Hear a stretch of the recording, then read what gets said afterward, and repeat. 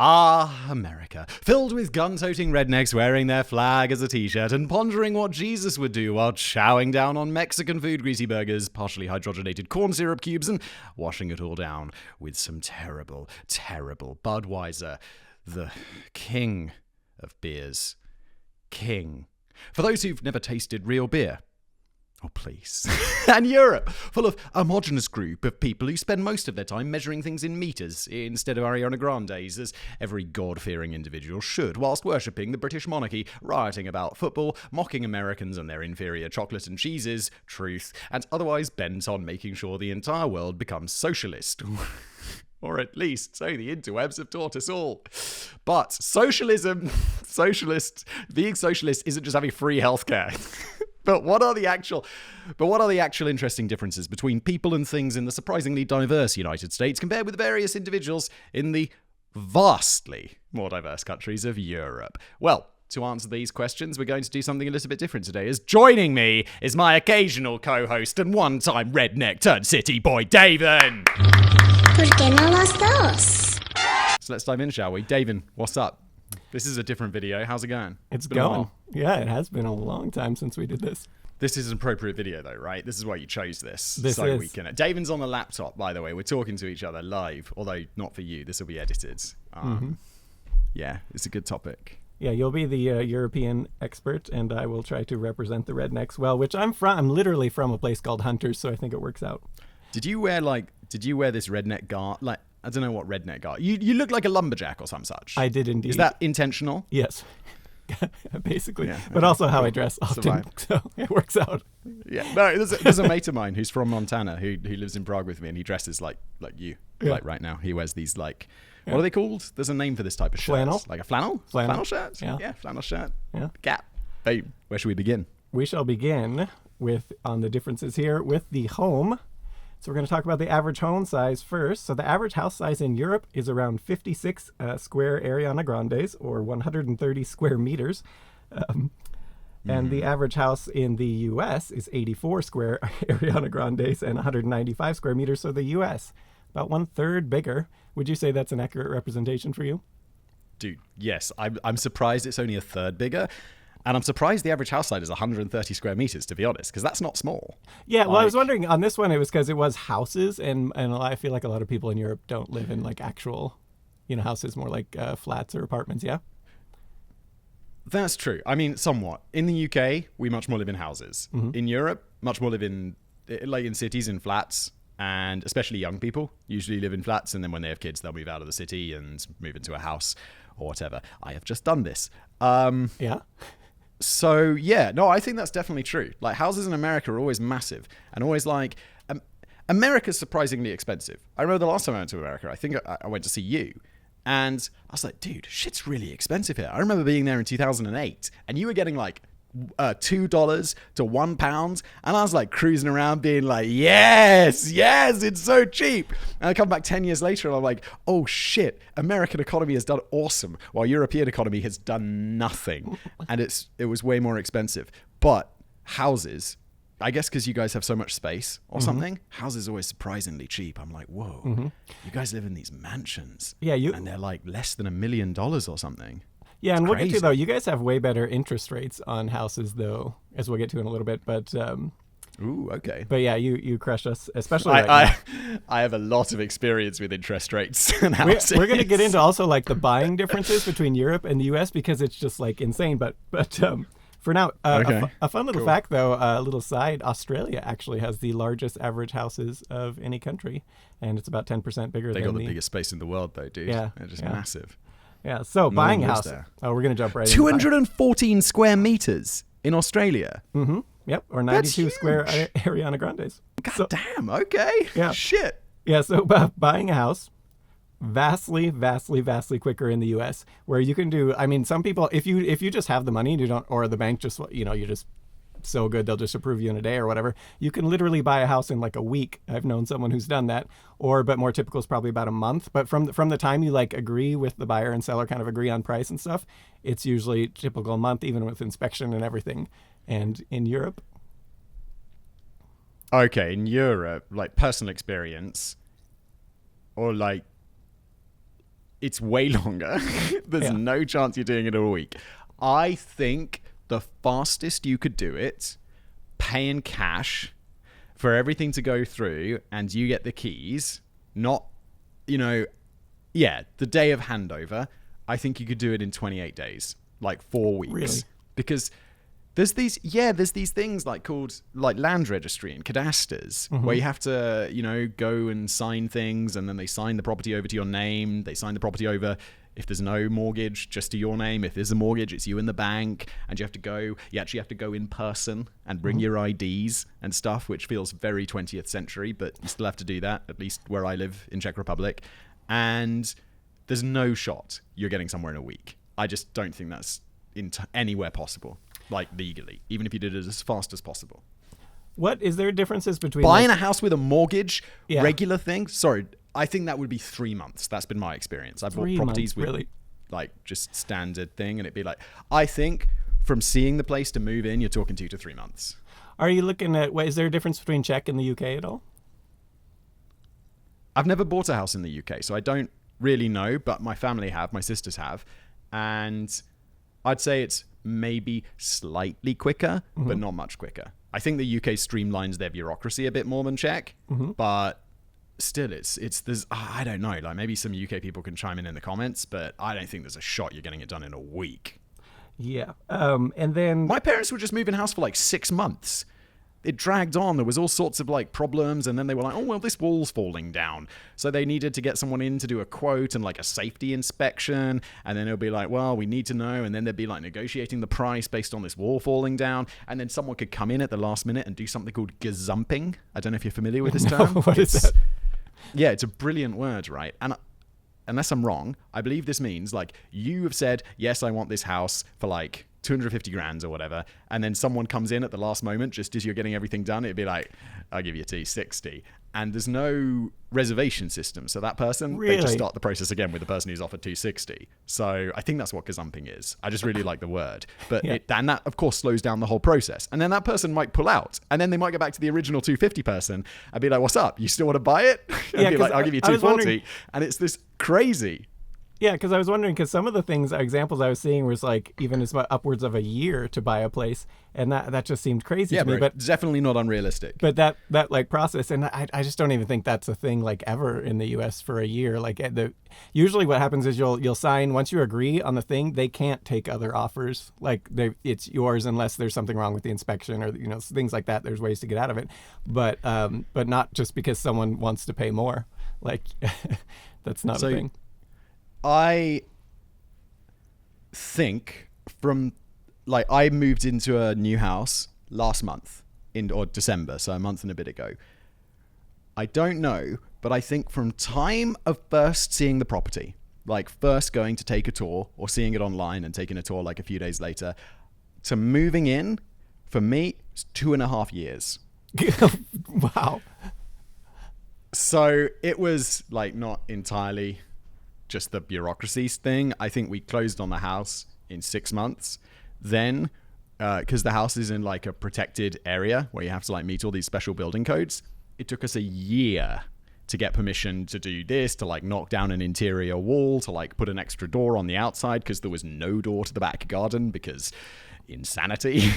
And all of this stuff. It took us a year to do that, and then it took us a year of building work because it was basically a wreck.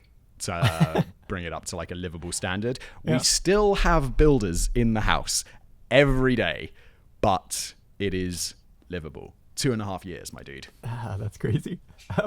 So I was wondering, pretty crazy. In Europe, do they have a credit score system? In the UK, yes. Where I live in Czech, no. How do the banks handle that then? As far as assessing you? So credit's not really a thing here. No one has credit cards. For one, it's very rare. So there's not a lot of consumer credit like that. No one has consumer debt in this way. Maybe you'll have a TV that you pay off every month, but that's still a relatively new thing. That's quite rare. Different in the UK, like I say, but there is credit scores in the UK, which I used to really worry about. Like when I was a kid, people were like, oh, remember to pay your mobile phone bill on time because otherwise you'll never get a mortgage. And I'll be like, oh my God. And I remember once, like I forgot to pay something off and I got this letter from a collections agency being like, and I'm like, oh my God, I did forget to pay this. I'm screwed. I'm never getting a mortgage in my life.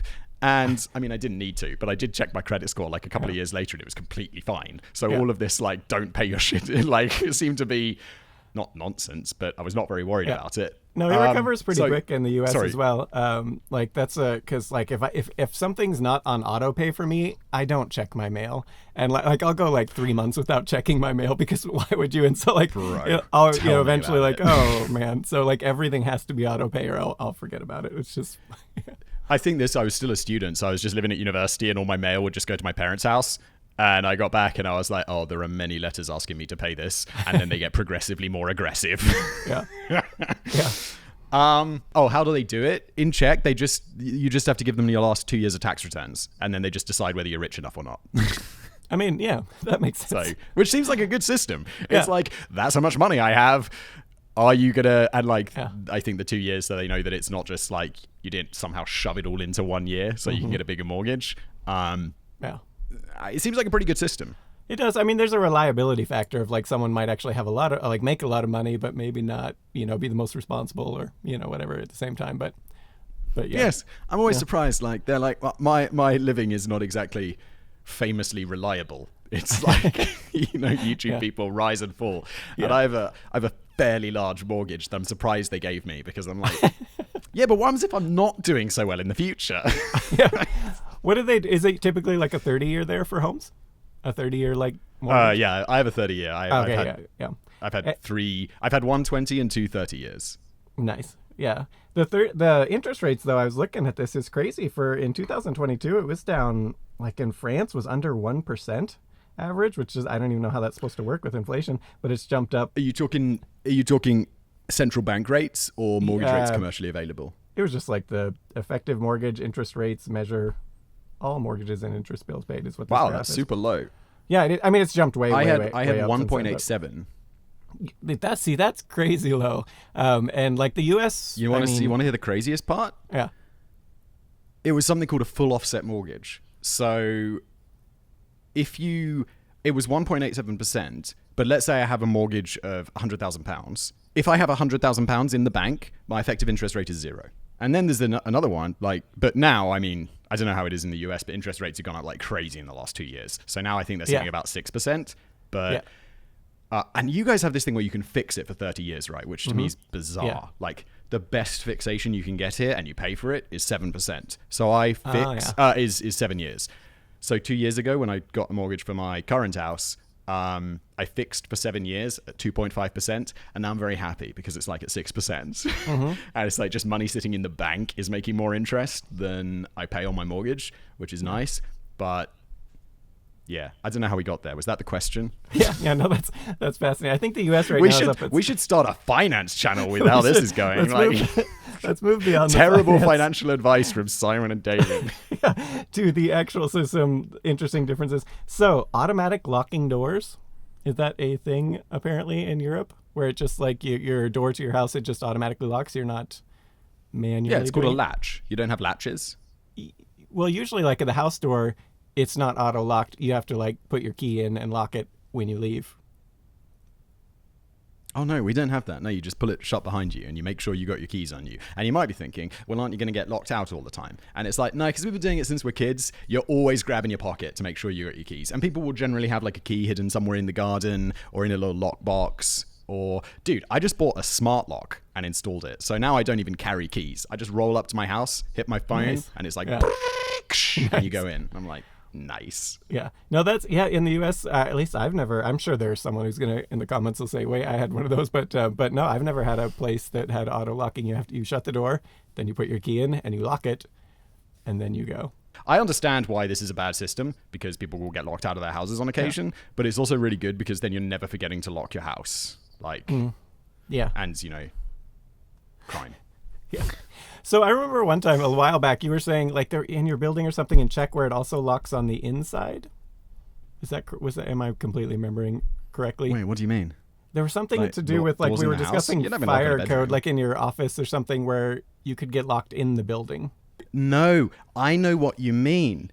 And I've forgotten about this. Someone who lived in my building, in the building where I have my office, used to always double lock the door. And I think I've completely forgotten about this. They must have got told off, because I'd go to the door to exit and I'd be like, oh, for God's sake, and I have to take my keys out to unlock the door. And I'm like, this isn't safe and it's a huge waste of time. And it completely stopped. So I think someone must have complained that this isn't safe.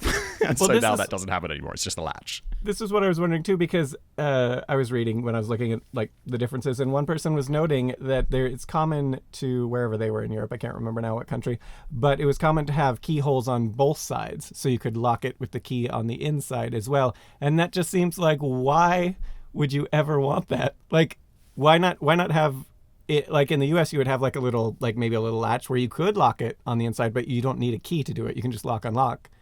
Why would you need a key to unlock it? To lock it on the inside. The latch. So, it's a security thing. So, at least my understanding of it is. So, the latch is your everyday going to the shops, going to work thing. So, and that doesn't have a key on the inside. That just has a little thing that you pull, like you're talking about, and you just twist it to the side and you open the door. Everyday operation. But you then have the lock with the keys that can go in both sides, and that's for more like when you go on holiday, or if you're at night and you just want to like double lock the door for extra safety because you're paranoid or whatever. But I think the reason is because then someone can't rob your house. So like if you've got a big TV in your living room or whatever, and you've just got the latch thing, then someone could break in through the window, just go to your front door, open the front door, and just walk out with all your stuff. Whereas carting it out through a window's basically going to be impossible, or someone's going to call the police. But if you're just moving stuff down the driveway from someone's house, it's going to be like, hey, that looks fine because the door's open. See, that makes sense. I was trying to think of like a scenario in which that, because it just seemed odd, because you could accidentally, I feel like, lock yourself in. Like, because if you lock yourself and then you lose the key, I mean, clearly the key has to be somewhere. If you're locking it from the inside and you're not on holiday or like away for a long if you're locking it from the inside, nah, the key's always in there, dude. You always leave the key on the inside one. Okay. It's just like you'll lock that from the outside when you go on holiday, so you have just that extra security, so someone can't open the door who doesn't have a key. All right. So yeah, I've never seen that here, but I'm sure. I mean, this like, which is why, dude, like in American movies, like people were like just break into houses. They just smash that little window by the door, then they reach inside and just unlatch it and go on in. And it's like, you can't do that in the UK because you either double lock the latch, so you can't do the thing from the inside, or you've used your second lock. So no one can do this. All right. Yeah, that makes sense. All right. All right. Yeah. Moving on to kitchens. Your way makes sense as well, because you don't want to get locked out of your house. Yeah, or accidentally locked in a room, because they were using one of the peoples was using an example of like just like bedrooms, and they said it was actually great because it worked as sort of like a child lock for their kid to not be able to leave like the thing, but it just seemed so bizarre because also you're just locked your kid into the place, and it just seems like a hazard. Like, yeah, but you guys are also like way more into freedom than we are. We're happy to be locked up. We're happy not to have freedom. We just want to be taken care of. We like, to be nannied. Yeah, totally. So moving on to kitchens, we have so garbage disposal is not really a thing in Europe, apparently. Do you know what this is? Oh, like the machine, like in The Sims that crushes it down? In the sink, yeah. So you pour the food in the sink or whatever. Oh, no, those are mostly illegal. I think those are mostly illegal Really? because they like clog up the sewers or something. Because we have these really old pipes. Sense. Like, because the pipes can be from like ancient times or whatever. And if you're like, just shoving like half a sausage down there, it's not going to really work out brilliantly. Yeah, no, that makes sense. Septic systems here, like houses with septic systems don't usually have it because that would it messes up the whole thing. But otherwise, everyone else who's like on a sewer system, yeah, it's pretty much everyone has garbage disposals, which is nice, for just cleaning dishes and stuff. No, that's cool. When I was a kid, we had one in the kitchen in the UK. I'm not sure why that was allowed. I think they were made illegal later. But it's super useful. Like, I'd love we had something called an incinerator, which I thought was the coolest name ever. Nah, not anymore. I wanted one. I was like seeing if I could spec one out for this house, but it wasn't possible. Yeah. So all right. So also washer dryer usually in the kitchen, or washer at least. Yes. Typically, yeah. Unless you got a utility room, then it goes in the utility room.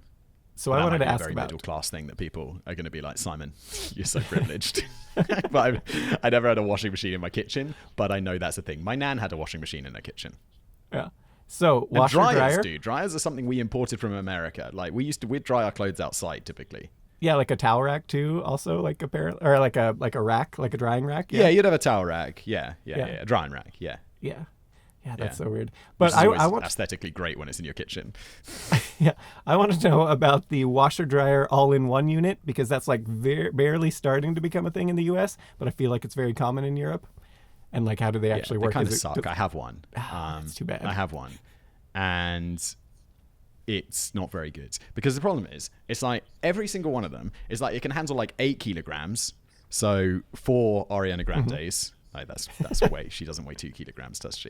Like however many. I don't know. Your American way of measuring things. But then it will be only able to dry like 4 kilograms. So you'd think the ideal thing is you just throw in some dirty clothes and they come out clean, which is great if you're willing to do like half a load of laundry, but then it takes forever. So you're like, okay, well, what I'll do is I'll run like 8 kilos in there in the laundry, then I'll take out the big stuff and put it on a rack, and then I'll tumble dry the like delicates or whatever, or not the delicates, but like the smaller pieces. Or I'll put the delicates on the drying rack, and then I'll just tumble dry the more resilient shit. And it's just not good, dude. It's not a good system. You need 2. And I know we have tiny houses, but we should still, this should be a consideration. Well, and appliances in general are a lot smaller, like refrigerators and also like your washer dryers. I feel like washer dryers here can be, I mean, I can literally put like about a month worth of supplies of my clothes into the washer all at once. And that's just one load. Like, it's just massive. I know. My parents just moved house, and they moved into this house where people had lived previously, and they left behind some of their appliances. Like, normally you take them with you, but you can like negotiate, leave them or take them or whatever. And so my parents moved in, and they were these American ones. Like, they were specifically like imported from America, changed over to like 240 volts and all of this stuff. And they're awesome and massive. I mean, they beat the shit out of your clothes. So like you take them out and it's like, how did this not fall apart? But you put the clothes in there, a huge amount of clothes. It's done in like half an hour, and then you put it in the tumble dryer and it's done in like 20 minutes. We're like, I think because of like laws about energy consumption and stuff, it's like my washing machine will take, you're talking 2 hours to do washing of like 8 kilos. And then the tumble dryer will take another 2 hours. So you're talking like 4 hours to do a load of laundry that is maybe, I'd guess, like a third of the size of my parents' American style washing machine. I want to say it's made by a company called Maybach, but they make cars. It's May something or other. Maytag? What? Maytag! Yeah, nice. It's a Maytag, which also sounds very... You can't say Maytag without sounding like an American. Maytag. All right. Yeah. So moving on from laundry to... so you have things like, obviously, electric kettles. Refrigerators don't usually have ice makers. Yes, and then... Yeah, dude, I got a fridge with an ice maker, baby, and I love that shit. I specifically sought one out because I was like, I want an ice maker. And not one of those ones where you put the cup up and it spits out like, it violently spits out like 4 cubes of ice and then has to make some more. Dude, I got one. I was like, all I want is that giant tray of ice in the freezer. So you open it up and it's just boom, like 10 kilos of ice just ready to go. And I found one. I'm extremely satisfied with it. But it's not standard. It's not typical. We have these stupid little things called ice trays. Do you have ice trays? Yeah, I mean, that's like a thing too, but like I would say there are definitely fridges here, especially like the really super cheap ones that will not have ice makers, but it's more and more uncommon, I feel like. And yes, they're ice trays and things as well, but yeah. I think they're becoming more and more common because everyone hates ice trays because you fill them up, then you're like going to the fridge, you spill out half the ice. For some reason, there's tiny ice cubes on one side and massive ice cubes on the other side. You put it in the freezer, you spill it everywhere, and then it takes forever to make the ice. And you're just like, I just want some fucking ice. And yeah, no, dude, you got it right on this one. I'm Americaned up on the ice maker situation. All right, so moving on to rooms, we have just everything smaller in Europe, basically, on that. Let's see if there's anything. Bedrooms Well, don't not have closets. compensating, you know. Bedrooms don't have closets mostly in Europe. Yes. True. Yeah, no closets. That's rare. Dressing rooms even rarer. Yeah. I think it's actually a requirement to call We just a have room big a bed. cupboards. In the U.S., I'm pretty sure it's a requirement. If you want to call it a bedroom, it has to have a closet. I'm like almost positive of that. And if it does not, you call it's something else. Like it's classified elsewise, and that's for tax purposes, I believe. As far as Closets are super rare. We have you just have a big cupboard or like a dresser typically. Maybe a big cupboard and a dresser. So like somewhere to hang shirts and blazers, and then like a set of drawers, a chest of drawers to like have, pants and stuff, underwear in. Not pants, because you think that's trousers. You know what I mean? I was going to get to that later. We have a little section on language, but that was one of them. So bathrooms, let's see if we're in bathrooms, is it still common in the like the UK and various parts to have the toilet separate from the rest, or is that changing? No, in the UK. Yes, in Europe. In the UK, we will take a shit where we shower. In Europe, they typically have a little separate room for where you take a shit. So, which is... It's nice that you're not taking a dump where you're having a shower, but it's also like, what if I want to take a dump and then immediately take a shower? Yeah. So, yeah. Well, I redid this house, and I was like, we're doing it the UK way. We're putting this toilet in the bathroom. Yeah. You have it in the bathroom, right? Like the British. Yeah, it's all one. If there's a separate, they'll pretty much never be like a separate shower, bath, like in a room by itself. It'll like if you're gonna have anything, you'll have a half bath, which just means it has a toilet basically and a sink, and nothing else. Yeah, but otherwise you would never have the other isolated by itself, as far as that goes. And then because you'd go in and you'd be like, where's the loo? Yeah, exactly. It's more convenient. And then also like bidets. I know it's not like universal or anything in Europe, but this one I don't understand why it's not universal everywhere, because you can get those little toilet seat add-on things for like $30. That's it, and it takes like 10 minutes to install. Dude, I don't like bidet. I know you like it, but I've tried it, and it's not. Have you tried the toilet seat add-on one? It's like so cheap. Yeah. No? I don't know. Sometimes I've used fancy, but sometimes you're staying like, I don't know, a hotel abroad or whatever. They have like a bidet, and I'm like, ooh, I'm going to try this shit out. And then I'm like, I'm just wet. I'm just wet. Like, what am I supposed to do? Just sit here until my arse is dry? Like, what's going on? Well, that's where you would use like a little toilet paper to dry. I've never used like a proper bidet outside of the toilet seat ones, but I mean, just like a little toilet paper, but it uses way, way less is the point. Where you just need a little bit. The toilet paper's getting soaked, dude. But what kind of... It like papers in your hand. Let me ask you this. What the toilet paper in Europe, is it... Because the toilet paper here is almost like cloth-like a lot of the times, unless you're getting like the super, super cheap stuff that's like super thin, like you're talking about there. Like, it seems like, whereas here it's almost like a cloth. Nah, dude, It's very thick, soft. That's so wasteful. It's fairly thick. We have like 3-ply or whatever it's called. It's like the standard. You don't want it to fall apart in your hands. Okay, level. yeah. But even the expensive one is still like, unless you're like reaming that shit out, you're still gonna get it. It's gonna be fairly wet. You want to use some like Bounty or something on your ass to really like. Do you have Bounty? It's like super absorbent. Yeah. I don't know. The other when I was a kid was like, Bounty, the super absorbent towel or something like this. That's what you'd need to like wipe your ass after a bidet. Yeah. Okay. No, I don't know, dude. I've tried bidets. It's too wet. I used to live in Sri Lanka like years and years ago, and they didn't have toilet paper. They had a hose system, like a lot of countries in Asia do. And so there's just this hose that sits by the toilet, and you grab it when you're done, and you like squirt it into your ass. And you kind of go around with that. But they'd also not have toilet paper. So this place I worked, I'd just roll up to, and I'd be like, I just always have a little roll of toilet paper on my desk when I needed to use the toilet. And I'd just be like, off I go. Ding, ding, ding, ding, ding. And I'd use the hose because they had like, you're not supposed to put like too much toilet paper down the toilet or whatever. But I hated using that hose. It's nasty, dude. And afterwards, I'm like scrubbing my hands because you know that shit water's come down onto your hands. And then you're like, I don't know. The next thing you know, you're rubbing feces in your eyes. Yeah, no, I wouldn't like the hose system either.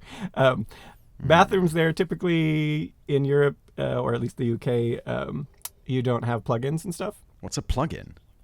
Okay, Easy? power socket. Or like Google Chrome Power plug-in? socket. Oh, okay, that makes much more sense. Well, we have it like for shavers. We do. Like, not in the UK, never in the UK.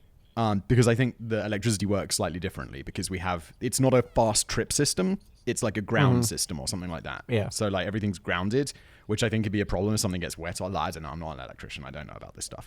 But in Europe, we have like, you can have plugs in the bathroom, which is useful because like now I have like a, one of those little Apple HomePlay things. So you can listen to music in the shower, which is cool. Because I was wondering about like with the UK, like how do you then, like you need a hair, like if you're, say you're a woman and you have lots of hair and you're trying to use your hairdryer, like what do you have like a separate space for this or just like an extension cord or? Dude, I don't know because it's been a long time.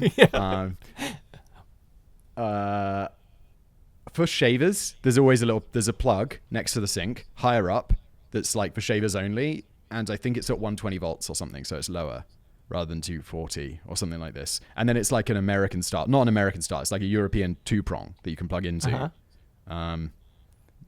Yeah, I don't know. Nowadays, it's like my shaver is, the battery lasts for like 2 weeks before I need to recharge it, so it's not really something I think about terribly much, but you can plug it in and a little thing. Yeah. Also, why not just like the fast tripping, like they say, like the GFCI, like you just have those. Dude, I don't know. Like the fast tripping system makes way more sense.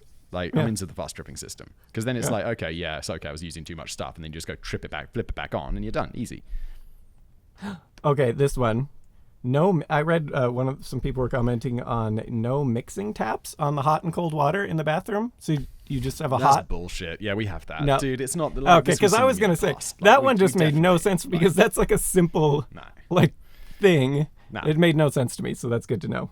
Good. Nah, it can exist. But if you it's the sort of thing you'd find in your grandparents' house when they haven't renovated a bathroom since the 1930s, that sort of shit. Like nowadays, if you're redoing a bathroom and you're putting 2 separate taps in, again, it's like the what was the thing I said people would get taken away for earlier? Like using the outside can opener. It's like if you did that, like people would think you're crazy. Yeah.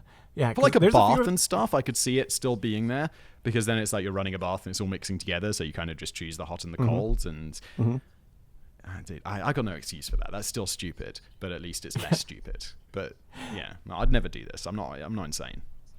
Yeah, no, there's a few of these on here where I was like, I need to confirm because this just sounds ridiculous. Although I thought the double locking thing was ridiculous, but you did come out with a good reason for it, so that worked. Yeah. I mean, it also makes sense why you don't have it. They're 2 systems. They're both good. They like have both have pros and cons. Yeah. But with some stuff, I'm like, yes, we should do it the American way. And hopefully there's a few things. Maybe you'll see we should do it the British way. Maybe not. Like we have lots of old stuff that has just kind of been around forever, like those 2 taps where it's like, why? Because we live in a lot, there's less new houses and there's lots of old houses sort of thing. Yeah, that makes sense. So garages, American houses almost, I mean, not universally, but it's extremely common to have a giant garage to fit our giant 4x4 trucks in. So that's not, is it even on new builds in Europe? It's not typical to have like a garage? Oof. I'd say it's definitely not. It's hard to know. I would say it's probably a middle class thing to have or an average or above house would have outside of a city would have a garage. I don't think it's typical. If I had to guess, most houses don't have a garage. It's I feel like the garage, like its utility is not so much for the car. It's like such a good thing for like, like you could have a workout space, you could have a shop to build stuff, or a lot of people like, the stereotypical American, like built my business out of my garage, which is like literally what I did. And like, it's just like, it's like a common thing. It's nice to have like this utility space basically where it's, just a giant space for various things. And I feel like a lot of people don't use it for their actual cars. It's just for like a giant utility space to do random things. So we have sheds. Do you have sheds? Is sheds a thing? Yeah, it's a thing. Yeah. Sheds. I mean, more so in like if you live on a piece of property somewhere, like a person, just like a small little plot of land, you're not gonna, like in a suburb, you're not gonna have a shed. You'll just have a garage. Even in a very small garden, people will often have a shed where they keep their tools, where they keep their bike, this kind of stuff. It won't fit a car. There's But some of even if you got those a really small small poker ones. garden, you'll have a... But I was thinking like more like garage size. Like you're not gonna. Oh, no. No one has big sheds. It's all small. No. Okay. Yeah. Well, everything's small. Yeah. So, No, but I don't know. Like, garages are awesome. It's the place to keep all your junk and your car. Yeah, and otherwise, I don't know. Winter's really cold, dude. You don't want to go outside and like have to scrape the ice off your car. It sucks. Yeah. No. So and hot tubs and pools. In parts of Europe, it's not. Or, I mean, parts of the U.S. is not really like a thing. But like if you go to like Florida, like just everyone has a pool and like hot tubs, and there are certainly hot tubs are more common elsewhere. But, Super rare. Having a pool is some like rich people shit in the UK. Like, anyone I knew who had a pool, it's like they were well off. It's like that's proper money having a pool. You got a big house, you got a big pool, like not a small pool, but regular people don't have pools. It's very rare. Yeah, it's not that nice. The weather's not that great. Yeah, it's more common in Europe. Like people have more pools in Europe, but not so much in the UK. Yeah. And then rounding out for the house, we have just no mailboxes and no air conditioning really in Europe compared to the US, where everyone pretty much has a mailbox and standard, no AC. And then your letters just come into your house, so you have a little hole in the door, and the postman comes up and he pops it in the hole in the door. The air conditioning one makes no sense to me because Europe is like way more energy efficient conscious, I feel like, in general, like there's at least that reputation. And you have heat pump systems now that are amazing and just like blow away everything in efficiency and do heat and air conditioning. And then you don't have to bake in the summer. Yes, you do. But they're also very expensive. Like to replace an entire... Heat pumps are relatively new on the uptake. I don't know if that's true in the US as well, but they're not something that have been around for very long in Europe, at least commonly. And for an entire continent to just replace their heating infrastructure is just not something people do all at once. You do see more heat pumps now. I have a heat pump, and it's slowly coming along. And yeah. I don't know. Like we've never had AC. Like I've never had AC at home, so it's not really something if it's a hot day, you're like, it's hot today. Maybe use a fan or something, but. I don't know. We just kind of soldier on. We just endure. Keep calm, right, carry on. It's hot outside. We're gonna move on from housing to dining differences, and the biggest one, or at least the one that blows my mind, is the one. Apparently, no free water, and ice and drinks is just not really a thing in Europe. You can get free water. Yeah, really? You can get free All water. right, so most places, if you go to a restaurant, they give you free water. You can just ask for tap water. Excellent. That was one that a lot of people claimed, and I was wondering which countries, because that just seemed bizarre. Like at a restaurant, you can't just you order water; it's free. Like one person even claimed, whatever country they were in, I can't remember, that at this one place it was cheaper for beer, which just made no sense to me. But I don't know what country or whatever. That I believe that used to be the case here in Czech Republic, where I live, because beer's super cheap because. I don't know, it's always been super cheap and everyone just expects it to be super cheap. But then the government passed a law that there had to be something cheaper on the menu than beer to drink. So I don't think water's for free here, but it's a very nominal cost, like for a pitcher of water. And it will come with like lemon and ice in it and stuff. But in the UK, you just ask for tap water and they'll 100% bring you tap water. Yeah. You don't have to pay for it. People think it's the law, but I don't think it's the law. But it's just something that people do because it's nice. Yeah, here I don't think... But if you don't order something, they're probably going to get pretty antsy. If you're just sitting in the restaurant drinking their free water, they're going to be like, bruh, you gonna order some tacos or what? Yeah, here they don't... I've never heard of a restaurant charging for water. Like you can order water. But the ice and drinks one is the one... Yeah, stupid. I love ice and drinks. Yeah, it's so much greater. But it is because in the U.S. it's just common for, like free refills everywhere. So you don't care about the extra. Oh, yeah. You're trying to get like your value. Oh, no, I love that. In Europe where you just if you put ice in it. Some places here that do free refills. Yeah. But like KFC does free refills and I love that. But it's rare, you'll order and soft drinks are so expensive. Like you'll go into a restaurant in the UK, I don't know, like £3.50 for like $4 or $5 for like a, I don't know, can of Coke or whatever, and that's it. There's no refills. You just got to buy more. Like when I was a kid, my parents were like, "Don't drink your drink all at once. You got to make it last for the meal because we're not buying you another $5 Coke." Yeah, no, that's crazy. Speaking of KFC, when we were in Amsterdam, I was trying. I've tried like 4 different restaurants to get a chicken sandwich, and it was always this sausagey thing. You know what I'm talking about? It was like, and I even tried what's that? Subway, which I was like, the chicken breast sandwich at Subway. Surely it will be a normal chicken breast, and it was like this sausage. It tasted like sausage. It looked like sausage, and there was like 3 or 4 different restaurants. Europeans have this chicken sausage thing. We don't really do it in the UK, as far as I'm aware. Yeah. Like, I'm always hesitant to speak for the whole UK because I obviously have just my experience of the UK. And chicken sausage is not a thing. Chicken sausages are a thing in Europe, and I find them kind of gross. They're I so don't eat them. gross. It was absolutely disgusting. gross, and yeah. I love chicken sandwiches. That's like my favorite. So I was trying at the different restaurants, and it was always that same thing, even when you order. And it just like, where can you get? And I was wondering if the KFC actually has like the proper. Nah, yeah, you'll go to KFC, they'll give you a fried chicken sandwich. Yeah, It's delicious. Yeah, it They is. recently opened a Popeyes near me. Apparently, their Really? fried chicken sandwich is amazing. Yeah. It's a little greasy, but yeah, it's good. Yeah. Okay, cool. I'm keen to check it out. I haven't yet. It's, Yeah. it's near where I used to live, but I want to go. Nice. So typical waiters and waitresses in the U.S. will check on you constantly and like even make small chit chat and stuff. And apparently in Europe, that's not really how it is. No, It's no, really no. just more. You make eye contact with your waiter. Yeah. All right. I kind of prefer that we're way just like- pretty strongly, but Yeah. that would be nice. Yeah, because they look out for they're wandering around looking for people who are trying to attract their attention, and they'll be carrying like a plate back to the kitchen or whatever, and you'll just be like, and they'll come over, and you don't want, and it's a bit of a, it's not an art, but it's like there's a fine line between like, and which you can do, but you can never do this. That's very rude. So there's like just like this line where it goes from like very polite to extremely rude. Yeah. Well, and you think in the U.S. it's probably something to do with like tipping, and also just the U.S. tends to be more like friendly with strangers is sort of the stereotype, but also just they're trying. Yeah, dude. They're People trying talk to you all the time. Yeah. Yeah. Like, you just be standing in a lift and someone will be like, and how's it going today? And I'll be like, fine, I guess.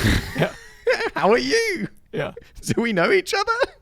No, the funniest one of that was when we were going up the Space Needle. Do you remember the guy who was the elevator operator on the Space Needle in Washington?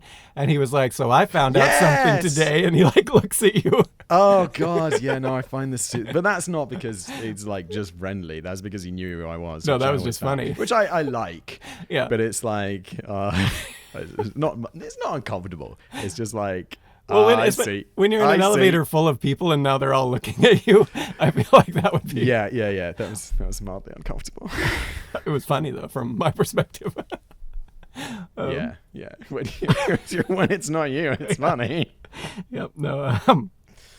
Yeah. So yeah, they got, and then tipping. Obviously it's a huge thing in the U.S. and I think most people know that's not. Is it changing though? Like in recent years, at all? Yeah. I mean, in the UK, we've always tipped. 10% is pretty standard. Okay. But it's discretionary. You don't have to. Yeah. See, in the U.S., it's like and it's just in- almost required. Like it's not really required, but like it's, it is at the same time. You'd have to have had awful service to Yeah. like say no, right? Yeah, and even if you had No, awful, if we you just might be like, slightly well, I'm going to displeased. only give you, 10% instead of 25 or something. Like, Nah, 10% is like completely fine. I think maybe there's a little push. I don't know. It's been a while since I've lived in the UK, but I think there's a little push to make it higher.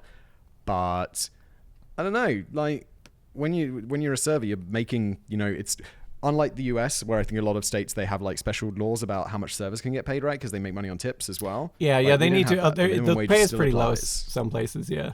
So some restaurants and things. So, Yeah. yeah. And I mean, like, if your tips are like 25%, I'll be like, yeah, I'd rather make money on tips and I'll just be awesome. Just be Yeah, no, like, there's- how are you today, my man? Like, welcome to my restaurant.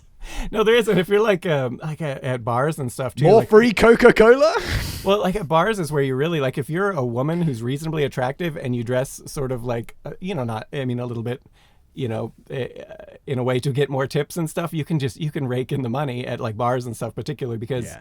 and it's true, like even waiters, guys or girls at like lots of places, you can make good money if you're quite a good waiter and at the Yeah, I right bet, restaurant or dude. bar. Yeah. Yeah. But and then No, that's true. Tipping's different. one thing different in the U.S. supposedly, I don't know if this is still verify with you. But in the US, if you're going to pay your waiter or waitress, you give them your credit card, they walk off with it. And they take it away. away. No, dude, it makes me super uncomfortable. Yeah. No, like, I found that so weird. I'm like, where are you going with my cards? It's like, all the details are on there. It totally is. Yeah. Did you, when you were a kid, did you have those big machines that they'd bring, that there would be like, yeah, totally. Yeah. Yeah, that would make like a carbon copy of the card. They'd bring that shit to your table. Yeah. Yeah, no, you just... And they'd be like, thank you, chonk, chonk, chonk. Yeah. Yeah, no, it is kind of weird. I've never really thought about it, but it is kind of weird that you just give them their card. They walk off with it. They could do anything. Go take pictures. They got your name, everything, you know. Yeah. They got everything they need to go onto Amazon and buy some shit right there. Like... Yeah. Right? Yeah, totally. And then so pub culture... Like the number of times... I know they're like, oh, you have to get the postcode right and stuff.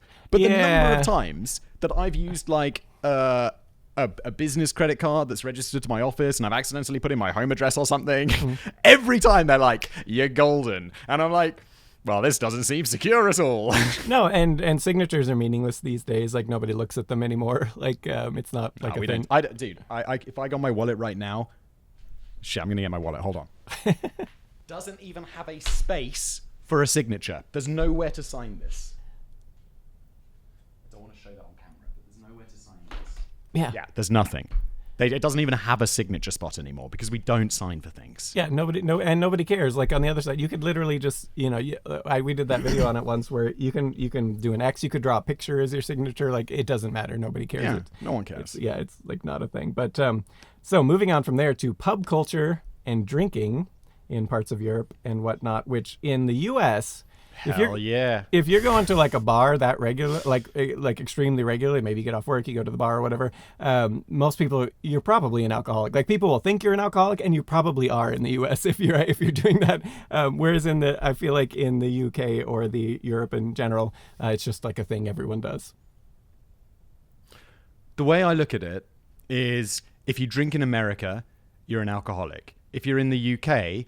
and you drink at breakfast, you're an alcoholic. If you're European and you drink at breakfast, it's cool. Like, it's like this sliding scale of like when it, like, I'll just be going to work sometimes and I'll just be someone like, see someone in like having their breakfast in a little cafe or whatever, and they'll just be drinking a beer. Yeah. I'll be like, okay. And we're going to get into some of the data on this. That would be insane in the UK. But in America, I feel like, could you even get served? Yeah, you're actually right in your assessment here. We're going to get into some of the data with your generalization there, but it is true. Europeans and in general drink way more, but they're actually, I mean, we'll get into the data in a minute, but yeah, so okay. So we'll just jump to that because U.S. 7th highest country in the world for alcohol dependency disorder. So basically just 7th highest in the world for alcohol. Wow, okay. But the fascinating thing about this, it is not like so much it's basically the women in the U.S. are bringing the average up, because in most countries, it's like 3 to 4% alcoholics for women, and it's the men who are all the alcoholics in most of the countries. Whereas in the U.S., the gap is much closer. So what was it? 17% for males in the U.S., but it is almost 11% for women versus all these other nations where the males are actually high. Like UK is at 8.7% or 13% for males, 4% for women. France is 7% from, or again, I'm looking at the wrong one. 11% for male, 3% for female. Hungary, 37% of males in Hungary versus 7% female. Yeah, Russia was really bad there too. It was up there. Yeah, Russia is at 36.9% for males. And do you happen to have the numbers for Czech Republic? Just because it's where I live and I want to know, and everyone drinks there. No, I didn't write that one down. I can't remember. There was a chart. Probably. So I would guess it's in like. So it's like is this self-identified alcoholics, or how's this identified? That's what I was wondering, and I think it was Pew Research or something, but they didn't say. They're Pew Research. Because I feel like the medical definition of an alcoholic is very different from like someone being like, I'm an alcoholic. And that's what I was wondering. I'd go to the doctor and they'd be like, how much do you drink? And I'd be like, I don't know, like two, three drinks a day. Like, and they'd be like, that's a lot. But they wouldn't. Like, if you look on the website, the NHS or whatever, they'd be like, whoa, that's way too much. But you go to the doctor and they're like, yeah. Like, because they know that that's like not realistic to have like 3 drinks a week or am I just an alcoholic? I don't know. I don't really drink anymore because I take a drug that I can't drink on, really. Yeah. But yeah. So that's what I was wondering, because I know drink, like Europeans, and I would not drink, see myself as an alcoholic. Yeah, they drink like way like the volume. So even though the U.S. is 7th for 7th for overall alcoholics, I can't remember where they were on the list of like I think they were down in the 30s or something for like volume of alcohol, and Europe just dominates. Europe is just like boom, boom, boom. Every country in Europe is at the top of overall alcohol consumption. Like before kids. Before I had to take these, it's like a cholesterol drug because my cholesterol was too high and it was making my liver funny. Healthy diet. Typically like if my wife and I had a meal, we'd share a bottle of wine, and that would be like half a bottle of wine, normal. But if you look on the website, they'll just be like alcoholic territory. And I'll be like, wait, I'm just chilling out having half a bottle of wine. It's just a bottle of wine. What else am I supposed to buy at the restaurants? Like buy the glass? I mean, sure. But like ordering a bottle of wine to share between 2 people is a very normal thing. Yeah. Well, and it was the male versus female thing I thought was just crazy. Some of the gaps, and just there's not many countries outside. The U.S. is like this outlier where the women just drink. There's a lot more alcoholics, and that was a fascinating thing. Whereas Europe, it just like boom. But then I was surprised, wondering, yeah, go ahead. Because I hear like American TV shows a lot, and there's like alcoholic women, and I'm like, I always thought that was a bit unreastic. Because I'm like, wait, everyone I know who's ever been an alcoholic is a dude. Okay, so maybe it's not just a. Yeah, that's fascinating to me. I don't think it's a statistical anomaly. Like based on like pop culture representation, I'd say that's probably accurate. Like I don't really know any alcoholic women, but I do know dudes who drink too much. Yeah, that's interesting. And I just also thought like Russia and Hungary, like. It's literally over 1/3 of the males. It's just insane. Yeah. I have to know how they're defining alcoholic though, because that's important. But if they're using there's alcoholism, is alcoholism a dependence on alcohol? Because I would say at times in my life I've flirted with that, where it's like I will come home from work and it's be like, God damn, I need a glass of wine. Does that mean I'm an alcoholic? I would say no. Maybe the internet would say yes. They did use specifically the term alcoholic dependency disorder. So it does see like a dependency, but what are they meaning by dependency? Like you say, like... Right. Because is that a dependency if I have to have it when I get home from work? Sounds like, yeah, doesn't it? Yeah. But is it if it's not causing you any But then problems also if I'm somewhere... life, yeah. Right, and well, then you can be a functional alcoholic, and people could function in their lives like drinking a shitload because they're just used to it.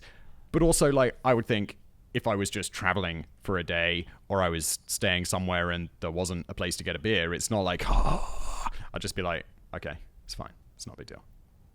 You know what I mean? Yeah. And I found it. I know you don't drink, so you don't drink at all, right? No, I hate the taste of alcohol, and like in anything, it's just the taste is awful. Like I don't know, it's even like a gag reflex almost, just probably from the vapors or something, because it's like the taste and it's that because it does not matter what drink it is. It could be like the fruity drinks or whatever. It's like zeros in. So I don't know. My body just does not like the. Fair enough. I don't care for it. Which that would be odd. In Europe, you told me once, yes? Like... Oh, yeah. Most people drink. Like, so, what would be if someone's not drinking, I think less nowadays, because there's generally less drinking among young people. But if I was younger, when I was younger, and you come across someone who doesn't drink, the assumption would be that they had a problem, and they stopped drinking. Which is a different vibe, I guess. Yeah, no. Nowadays, I think that's much different. People choose not to drink. Yeah, well, because there's lots of health reasons, and that was the other thing about like Europe is the drinking much younger when the brain is still developing. That's like so bad, for you, especially if ever like excessive. I don't know, like if it's more like a teenage culture common to just go get hammered or whatever. But it's so bad for your brain, like like I don't know. Yeah, dude, it's why I think I'm a little bit slow. No, but I don't know. Like, yeah, we had some pretty heavy drinking times from like 16 onwards, I would say. Like I definitely got pretty like out of my gourd like a few times at 16 to 18, and then definitely when a university kicks off, definitely more. And also you can legally buy alcohol, so that's a bit of a different thing. I mean, it's still common, similar in U.S. universities. It's just harder. You got to have that friend who's 21 or whatever who can go get it for everybody or whatever. Yeah.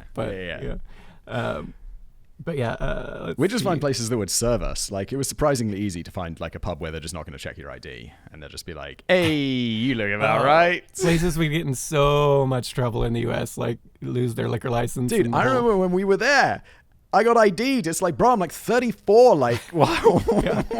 No, they got it because they got to be careful. You could just have someone who just looks really old, and if it's one of their people who's like checking or whatever. Dude, they ID'd your brother, didn't they? Yeah, and what is he? Yeah, your brother's like, how old is he? He's in his 40s. 40s, yeah. And I mean, he doesn't look. Yeah, no, younger. He doesn't look like he's in his 20s. Put it that way. He doesn't look like he's in his 20s. That's for sure. But yeah, he does look a little young. He does look a little young for his age. But like, yeah. Oh, when the woman took the ID, I remember now. She was like, "Oh, good for you." Yeah, well, I feel like that's the other thing is everyone always assumes you're older than me, I think, and then like in comments and stuff, and it's like the other way around. That's just the incredibly wise vibes that I get on. Totally. It's nothing to do with appearance. It's nothing to do with my wrinkles. No, it's the beard and like the whole vibe you got going. No, you're a couple of years older than me, and you've got a young looking vibe, which is I'm about to turn 42. You've got a few grey hairs now in your beard. Yeah, no, that no, helps. you're not. Yeah, the beard definitely. If I shave, it is like I take off like 10 years. I'm like, and the beard looks a little gray. Yeah. That's Jesus, good for you. 42. I'm 36. Yeah. Oh God. Okay. Yeah. So, is it also true that in parts of Europe, if you're going with a group of friends, you take turns buying rounds, or is it more individualistic? Like Yeah. Oh yeah. Yeah. The rounds? It's your rounds. Really? In the UK, very much so. In Europe, where I live, less so. But yeah, it can happen. In the UK, extremely common. You'll be like, "It's my round." So there's like 4 people drinking, and you're going to be there for a while. Someone will go up and be like, "I got the first round," and then they buy. It's like, "What do you want? Beers, beers, beers, beers, beers." And then someone else will buy a round, and then someone else will buy a round, and it kind of goes on like that. And you hope it works out evenly. I'm probably some people will be like, some people will try to get out of it, but then they don't stay your friend for very long. I'm probably the last person to represent the U.S. side on this one, but I don't feel like that's. I mean, it's like a thing sometimes, but I think the more common is just to go. You buy your own drinks, unless you're like a woman. Do you have table service typically, or do you have to go up to the bar? I am the last person to ask this. Like, I've been to a bar like twice in my life. I mean, you must have been to a pub. Or like, what? You don't really have pubs either, right? You have bars. I went to a pub with you, actually. This I remember that once in Amsterdam.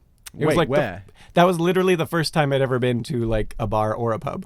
Was with you. Ah, right. This is way more common. Like, we have, like, it's not like bars. A bar by us would be like, it's going to be slightly dim. There's going to be maybe music that's a bit too modern and loud for me. There's, it's like not a pub. I don't know how to describe the difference between a bar and a pub. Whereas a pub is somewhere there's probably going to be some armchairs. There might be a fire in the corner. There's going to be like, it's going to be comfy. There might be someone's dog like just lying on the floor next to the fire, that kind of vibe. Whereas bars are not like that. Pubs are cool. Interesting. Bars are cool. Pubs are cool. Interesting. Yeah. The pub actually sounds nice. We have to go to the bar. We'd always go to the bar to buy. It is nice, dude. It is nice. Yeah. It's very British, like countryside pubs. That's like, it's not, the stereotype is real. That's what countryside pubs are like. Nice. But we have to go to the bar to order. And what I like about where I live now, always table service. You never have to go to the bar. And we always pay in the UK, and I think it's the same way in America. You go up, 1 beer, please, and then you pay for the beer. You take your beer and you sit down. Whereas here in Prague, it's always like you sit down, someone will come to your table, they'll be like, "What do you want?" You order some drinks, and then they just tally it all up. And so at the end of the day, they'll just bring over a bill like you had a meal. It's awesome. So you can just, and sometimes in some places you'll be having a beer and it'll not even be finished and they'll already bring you another one before you even asked. That then makes more sense about why you would do the round system. If you have to go up every time, it makes more sense just to send one person up versus, Exactly. everyone. Yeah. All right. So we're going to move on to Mexican food is apparently crap in Europe. No, dude, you just have weird Mexican food. You have like hard tacos and stuff. You call Tex-Mex Mexican food. Well, and it's different. Yeah, no, it is different. But yeah, I don't know, like Mexican food, and you don't the fake Mexican food like taco. You would, in my mind, like American Mexican food is there's a hard taco, which I'm pretty sure doesn't exist in Mexico, and I think it's a Tex-Mex thing. I'm not sure, or maybe it's just that I never ordered them. But like Old El Paso, do you have Old El Paso? Because we have this in the UK. It's like that's this a brand, Tex-Mex thing. Yeah, there's a brand. There's that cool. brand. It comes with like the hard tacos. And I kind of went to Mexico being like, cool, hard tacos, no hard tacos. And then you have like this ground beef in there, which I never actually saw in Mexico. Like, so I just think it's just different tastes. Because I love Mexican food. And I find the Mexican food in Europe quite authentic to the Mexican food that you get in Mexico. Really? Whereas I find the Mexican food in the US is quite different from the food in Mexico. But in the same way that it's totally fine that when I go to China and I eat the food there and I'm like, oh, it's not quite as good as the food I get in a Chinese restaurant in England, because obviously the food in the Chinese restaurant in England has been adapted to my palate and like my preferences as culturally and what I've grown up with. So yeah, I don't know. Like, I don't think we've ever had Tex-Mex. There's never been like that conversion of that blending of the two cultures because you guys are so close together. So it's just they've taken, a Mexican person comes from Mexico and they open up a Mexican restaurant. It's not an American in Texas or wherever Tex-Mex comes from making it. I could be completely ignorant here because I haven't eaten a lot of Mexican food in America. As well. But Taco Bell or whatever isn't like Mexican food. It's not like Mexican food at all. Yeah, well, Taco Bell. I remember I was with you when the first time you ever had Taco Bell. But yeah, Taco Bell took me to Taco Bell. You were so excited about it. It's delicious, like, yeah, it's but right. no, it's not real Mexican food. It's delicious, dude. It's all right.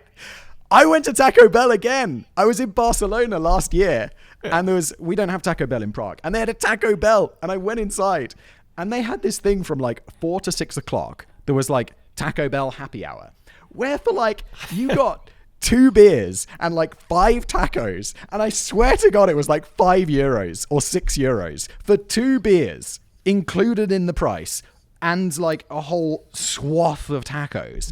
And I'm like, how? That's the great thing about Taco Bell. Surely the tax on the 2 beers is more than this. Taco Bell, it's like one of the few fast food places where it does not matter what is on the menu. Whatever they've come up with recently, you're going to like it. Just order it. It's good. It's going to be good. And it's going to be cheap, like super cheap. And like somehow, and it's just always good. It's like whatever. It's a little bit like the meme of the Oreo people. Like what have those crazy people come up with lately? Because they just have all these weird Taco Bells like that. They're just always doing weird things. And it's delicious. Oreos got wild. Like they got chocolate dipped Oreos. They got white Oreos. Yeah. That went crazy. I mean, I do agree on one of those things. It is cheap. I'm being harsh. It was all right.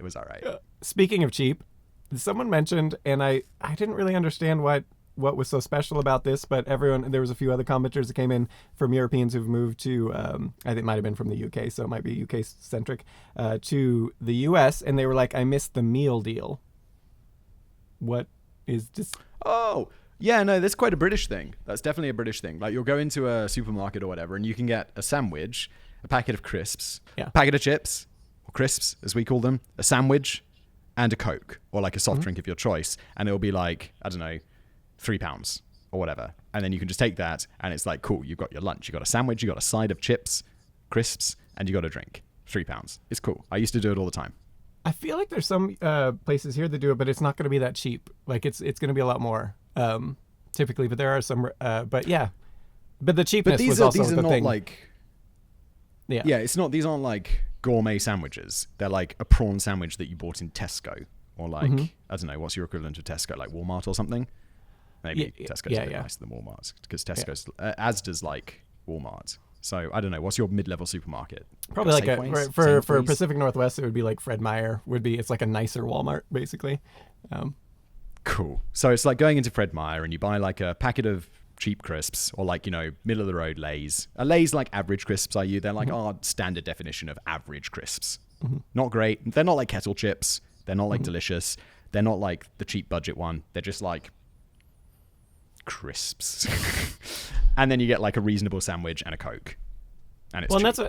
It seems like the prices overall, the general conversation was always about like the prices at restaurants in Europe is just in general is so much cheaper than the US, but also you have the, much smaller portions, but that just, it would be nicer when you eliminate, most of the tip or like the high tip and you get the small portions, then it'd be nice to just go and like something cheap and meal instead of having to pay a ton and you get leftovers or whatever, I guess. But I think this is true. Like, I think especially in the last 20 years, because European economies have not really grown very much, and US economy has grown like enormously, and prices have gone up because people have more money. And now it's like, I used to view, like in my mind, UK and US fairly like, if you make a good living in the UK, you could live a good life in America. If you make it a good living in America, you could live a good life in the UK. And now I don't feel it's equal at all. Like, America's much more expensive. People make a lot more money, and the UK is cheaper now for Americans, and I'd say America's a lot more expensive for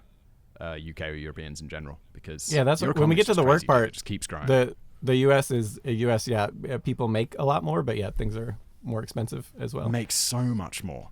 Yeah, so much more. Like, especially like out of college, like software engineers and stuff making like six figures. It's kind of nuts. Like, and up, like not. It blows my mind. Yeah, no, and up, especially so if you got like a master's or like experience as a because that was actually my field before. I mean, never actually went into it. But some of my friends who were jumping in, I mean, I had one friend who was getting, I think he signed it over, I think it was like $220,000 with a master's in computer science and like a 50 damn. He had like a $50,000 or $100,000 signing bonus on it too, which is pretty common with tech companies if you're in the tech thing. That's I like, maybe I don't know if I'm out of touch with the UK, but that would be insane. When I was a student, this was 10 years ago, and I was looking at, or maybe 15 years ago now, when I was looking at graduate jobs, if you were working at a Magic Circle, so that's one of the top 4 law firms in London, as a trainee, which is your first 2 years, I think you were looking at maybe £32,000 to £35,000 a year, so like maybe $45,000. Wow. At the top law firms. That's so the so 4 low. top ones. Then when you qualify as a lawyer, so you could go and hang up your own shingle if you wanted at these top firms, that would double. So you'd be making like 65, 70,000. I'm sure it's more now, which is like still probably just under $100,000. But you're a qualified lawyer at one of, and these are international. Like a lot of international law happens in the UK. So you're working at one of the biggest law firms in the world, and you're getting paid like less than $100,000 as a qualified lawyer. When I was at university, so I'm sure it's different now, but I don't. It's not going to be like $200,000, dude. That's crazy. And that's high paying.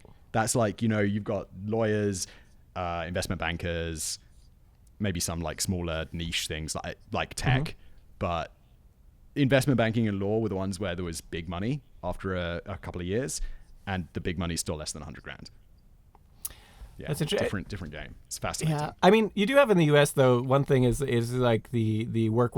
Like you don't really get vacations. Like if you get them, you work at one of these law firms or an investment bank, you'll work.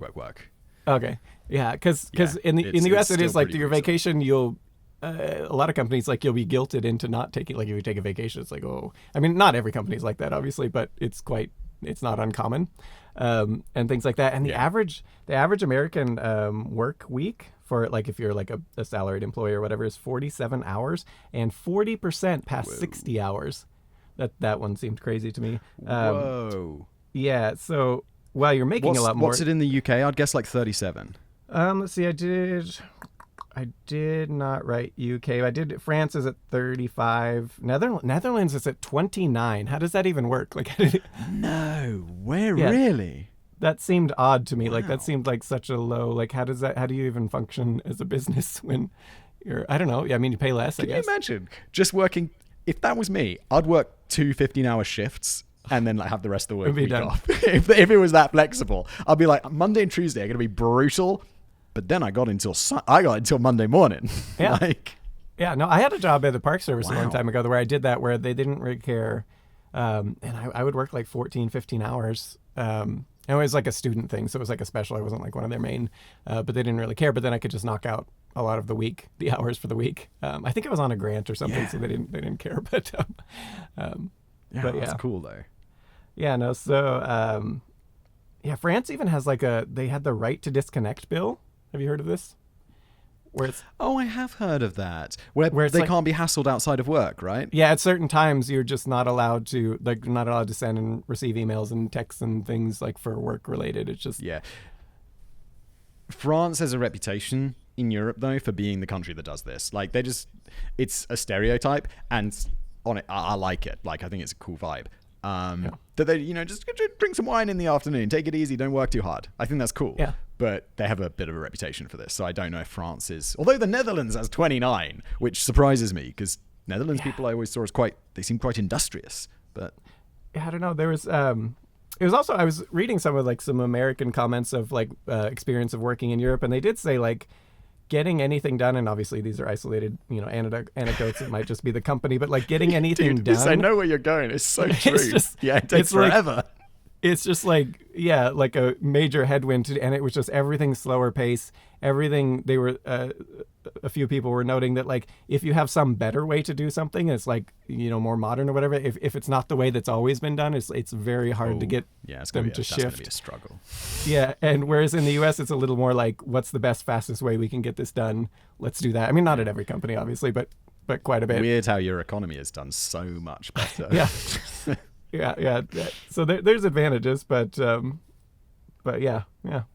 No. And there's just the less like red tape and like I don't. So we were gonna get into let's just jump into the vacation time and like maternity leave because the Czech system seemed just insane to me with maternity leave. Like I mean it's great, but like how as a business, especially a small business, how would you function with the amount of time? Like if you have an employee who's just like gone for like a year or 2 years or whatever. Like, but you're still paying them, but you still need someone to do their job, so you have to hire someone else. You're not paying them. Like, okay, they get money from the government. I don't know. Okay, so that makes more. Works. Did you look it up? No, I was wondering. I was going to ask you because I know we've talked a little bit about before, and I was wondering because I was just thinking, as a small business, like now you're paying 2 people to do the one job for like a long time. It's not like a few months or whatever. Like that just doesn't. How would you even operate unless you're like a huge company and you sort of just manage it all? But yeah, but even for huge companies, it's still quite a thing to have just an extra employee on the books for. Yeah. I don't know. And also my wife, who we've had a couple of kids over the last few years, she was self-employed, so it was different for her. I'm not exactly sure how it works, but I think it's something like the employer has to pay like half of the salary for the first 6 months, and then the government pay most of it or something. Dude, I'm really not sure, so I can't speak to it perfectly. That's actually great because then it's like it balances both. It gives because I mean I think the European way of like giving actual maternity and like paternity time in the US is just maternity like I think there's like a 12-week unpaid like you can get at most places, but it's unpaid. And so you can take it or not. And obviously most people, they need the money. So a lot of people don't. And then paternity leave is like almost non-existent. Like, yeah, paternity leave is just like, whatever, guys, go back to work or whatever. Quite often. And there are companies that are different than that, like that just have their own policies. But like in the general case. Again, I don't know. But I think there's a thing in the UK where you have like maternity leave and paternity leave together. And it can be split what way you want. So generally, more maternity and less paternity, but it can be because it's like an equality thing or something. I think, dude, I don't know much about this. I'm sorry, I could have done some research, but I didn't. No, it's good. I did. We can ask ChatGPT. Yeah, I did look up. So like the minimum is generally in Europe and most is 14 weeks for paid off for this, which is I mean that would be in the US, that would be amazing. And like Germany, Norway, Sweden have way more. You can get like it looks like up to a year, a little similar to Czech, which is that's amazing. Firings also years for Czech. Is it? Yeah, that is. Yeah. That's crazy. Firings also in the U.S. can generally. I mean, there's some exceptions to this in different states, but in general, you can just fire someone and they're gone. Like. And whereas in Europe, can't do that. That's really different. You can't do that. You can. I don't know how it is in the UK. Here, it's like first 3 months, you can just fire someone because it's like, it's not working out, really sorry. But then after 3 months, way loads of protections kick in. So it's like you have to give like super long notice. You have to give reasons. There's also being made redundant where it's like, we don't have the money to pay you anymore, which is way different. Because then it's like, okay, I'm sorry, you have to go. But, and that's being called made redundant and it's different. But firing someone is complicated. Yeah, that's what I was going to wonder about the what if the company just can't afford it. And then I was also wondering, so let's say, so they give this 3-month thing. Is it just like almost like a severance package where it's like, don't come in. Like you're going to be fired in 3 months. Just stay home. No, they'll make you work it out. Okay. But then what if... I don't know. I've never been fired, but I've left jobs and they always want you to work out the but that's leaving a job, isn't it? They want you to work out the contract. Yeah. I don't know. Again, I don't know. Okay, because I was wondering, because Yeah, what's your motivation? I just don't know the answer. I'm sorry. Like if they just, I assume if they just pay fired you to go. Well, because if they just fired you, otherwise you're not going to be extremely awkward. And you just come in. You have no motivation. What are you going to do? Fire me? I'll just come in and sit at my desk or whatever. Like I don't know. Yeah. I just wondered what the motivation. I'd just pay them out if it was me. I'd just pay them out and be like, yeah, sorry, don't come in tomorrow to meet with the law. Here's 3 months' pay or whatever it is. Yeah, I would think that has to be the way it's because very I just don't see expensive it to fire working people. out the way. Yeah. Unless the person like has to come in order to receive that, like if they just stop showing up, then you can get out of it or something. Then maybe they'll just. Dude, but then this is another thing. Like, but you get like paychecks and stuff in America, right? Like people give you pieces of paper with money written on it. Well, not so much anymore, but yes, I have in my before. Yeah. We had was it with? No, it must have not been with you. Someone wanted to sponsor one of my channels, like an American company, and they were like, "And we'll send you a check." And I'm like, let me ask my bank whether that's something they can do. They can't. It's like if they mail me a check, it's like checks don't exist here, so no one writes checks in the local currency. Really? And they're just like, no, we can't do that. So it's we do. Yeah, because checks haven't been. I had a checkbook when I was maybe 16, and then never again. Well, we have one sponsor who does they pay me directly via check. But it's like one of my favorite sponsors. So it's the city of Quincy, which we've been doing I've those guys videos. are great. Yeah, those guys. I went out there, like they're great. They're great to work with. They really are. But yeah, they send checks. I don't. Maybe I can't remember if it was Quincy who wanted to sponsor one of mine. It could have been, but I think we eventually got them to pay via TransferWise, like a sensible way to transfer money. No, because I was like, I'd like to work with you, but I literally can't be paid in this way. No, and it's funny because as I said, I don't check my mail for like 3 months, so they're just like, oh, look at this. Nice. Yeah. When you get paid by YouTube, do they give you a check or do they give you a bank transfer? Bank transfer, and it's like, it's so. Yeah, it's all mixed up now. It's always so hard to calculate, like, because I have like the website and it's all sort of like. But then they separated a little while ago. But then that introduced some other like thing that was complicated about it. But well, dude, at least you're not getting a piece of paper in the mail that you then have to take to your bank and be like, "Hello there, old timer. I'm here to deposit some money." Well, that was like my grandparents' shit. Like, yeah. No, that's still the stereotype in the U.S. Nobody pays with checks except for, it's still, I would say not so much anymore, but even like 5 or 10 years ago, you'd always have the old person slowly writing out their check at the grocery store or something. Yeah. Like shaky signature. It's like, is that really going to work? Like a doctor's prescription. Yeah.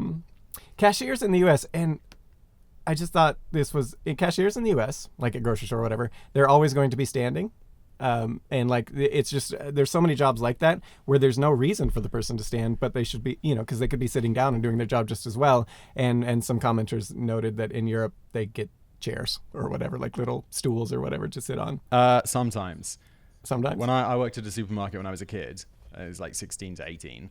And it was like a little small Sainsbury's local, we call it. And there were like 5 checkouts. And one of them had like a belt and it had a seat, like you'd see in a big supermarket by us. But the other like 4 checkouts were just these ones where you had to stand behind and kind of just like bag up the groceries, because it was more like you're just coming with a basket rather than a trolley. which you call a cart, like a push cart, that you walk around the grocery store with, because you wouldn't, go to a little standing one like that. But when I worked there, it was always like, there was one old dude who worked, and if he was working, he'd always get the sitting down one because he was old. But if he wasn't there, there'd always be like, who's going to get the sitting one? Because otherwise you'd just be standing up for hours, and it's not fun. And that's what it's normal here. Like if you have it, because it's just like, I don't know if it's like a perception of laziness. So I even had a job as a security guard where it's like that, where they would put me at different places. And some of the places it made sense to be standing up, you're a security guard or whatever. But some of them, it just like made absolutely no sense. Like one time I was guarding an emergency exit in the back of a store that my entire 8-hour shift, I would see no one. And I just have to say, and I'm like, can I have a chair? And they're like, no. And no one's going to go. It was just broken. It was like, they're like, no, you have to stand there. Like, and there was another one where it was at a power plant and the people would come in and out, and like this happened like twice a shift of like 8 hours, because it was really just when people are changing shifts at the place. And so I'd have to check their IDs, basically. That was it. And the entire rest of the time I'm just there in this little shack, and I can't have it. I would like, can I just have a chair? And they're, no, you have to stand. You have to like look like you're busy or like doing something. I'm like, I'm literally just standing here. There's no reason. There was like, you couldn't like improvise a chair or something, or like a good leaning spot, or... No, it was just like this little shack with nothing in it, but like there was like a little computer and like a standing desk or whatever, but yeah. Oh, that's rubbish. No, it was. I also worked in another store where there was just like a standing thing, and it's like, it was always, quiet, there were rush times, but most of the time it was just quiet, and all the magazines got delivered in these like plastic boxes. And the first thing I'd do, I'd put the magazines on the shelf for the day, then I'd take 3 of those plastic boxes, I'd stack them into a tower, and I'd sit on that tower. Like, it was about the right height for the checkout, and that's what I'd do all the time. And, yeah, because standing up all day is horrible. Yeah, no. All right, so there's that standing desk thing. People get standing desks. I bought a standing desk. I used it for about a week, and then I was like, yeah, no, I just prefer sitting down. No, it is. I think the value of it is really changing position, because actually standing all day either is really bad for you too. Like, and so it's like really just changing position, but who actually is going to sit there? You get in a groove with work, you're not going to change. Like, You know what I like doing when I'm working? Not thinking about standing up and my legs are aching and pushing my desk down. I just want to work. Yeah, just want to get some shit done. Exactly. So we're going to move on from there to everyday stuff. And this one I thought was crazy, but I mean, it makes sense. But television in the UK, if you have a TV, you have to pay an annual tax. Yeah, which it's not a tax, it's called a license. It's basically a tax. You have to pay it if you have a TV. So it's kind of like, we would call it vehicle tax. If you have a car, you have to pay vehicle tax like every year so you can be on the roads. In the UK, works differently in Europe. Television, same thing, except we call it a license. I imagine because if it was called a tax, people would be like, abolish it! But yeah, it sucks. But it pays for like the BBC and stuff. So yeah, but then I was wondering how, because some of the people said you don't have to pay it if you're not using that part. Like if you're just doing like, movies like DVDs or these sorts of things, and YouTube, you don't have to pay it. But how do they tell if you're only using, because isn't it like how they, and someone mentioned on one of them that they actually have like, they can't. That's what I was wondering, because there's like no way, because someone mentioned like, oh, they have like vans or something, and that didn't make any sense. Like how would even a van parked outside your thing wouldn't be able to tell? I'm pretty sure this is all just intimidation tactics. Yeah. And even if they come to your door and they say, we'd like to inspect your TV to see if you've got like broadcast, you can be like, no, it's my house. I'm not letting you inside. Come back with a warrant. And by the time they come back with a warrant, you're going to unplug that antenna, haven't you? Like, come on now. Like, no legal advice. I've never had a TV license because I've never had... I had a TV license for 1 year when I lived out of halls at university. But after that, it was kind of like, streaming, and someone who definitely wasn't me, would download stuff from the internet in... very legal ways. So that kind of like the need for a TV license when fast internet came along just became irrelevant. And even today, like where it's like, just I have like 4 streaming services or whatever. I don't have a TV license. They have them here in Czech as well. But here they make you you have to write them a letter, like an honest declaration that you're not using the TV to like watch broadcast television. And it's like, I'm not, never have. But I just have like all the subscription services because it's much better and there's no adverts and you get to choose what you watch when you want. I don't understand why you'd have broadcast TV. Is it per TV or is it like household? No, it's household. Okay. All right. Yeah. Yeah. It's not that bad. When I was a kid, it was like, I think the one I paid was like 120 quid a year or something. So, which you think's cheap, right? You're like, oh, that's quite cheap. But then you're like, wait, that's more expensive than Netflix. Yeah. And I mean, I don't know how many channels it gets you these days, but when I was a kid, it got you 5 channels. When I was really young, it got you 4, and then we got a 5th. It's like, yes, channel 5. And it had CSI, so that was exciting. Yeah, so it seemed like, why would anyone... I don't know. I guess the BBC has some good shows, I guess, so maybe people are incentivized. Yeah, people want BBC. And abroad you get the BBC shows on like other networks because they'll like have a license agreement or whatever on Netflix, but then you won't get them on Netflix in the UK. You'll have to get them through the BBC, so people would have it for that. And then even if you stream through something called iPlayer, which is like BBC's online streaming service, when you log onto that, well, if you're abroad, it says we don't have iPlayer outside of the UK. If you're in the UK, it connects and it says, do you like honestly say that you have a TV license because it's required by law to watch BBC iPlayer? It's like yes or no. It's kind of like when you visit an adult site when you're 16 and it's like, are you over 18?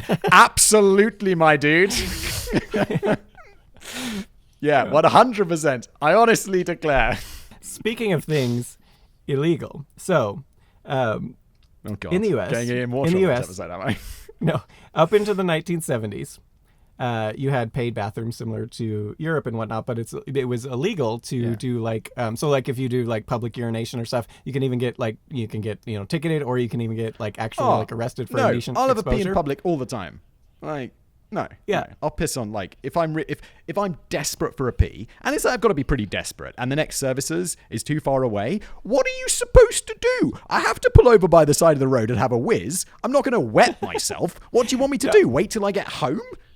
Would you say your attitude towards that is common for Europeans or in general? Yes, of course. Okay. So in the US, I'm speaking from like my personal experience. Like I just saw what not my mum because it's different for women, but like my dad would always be like, yeah, I just need a pee, so I'm just going to pee over here. So that's what I do. I don't know if that's like an exception, but I'm pretty sure you can just pee wherever you want. Like you'll just be walking around and you'll see someone or you're driving along, you'll see a car pulled over and you'll just see someone having a whiz by the side of the road. It's completely normal. Yeah, see, in the US, like obviously they generally like angle themselves away from the traffic, so you can't, see them peeing.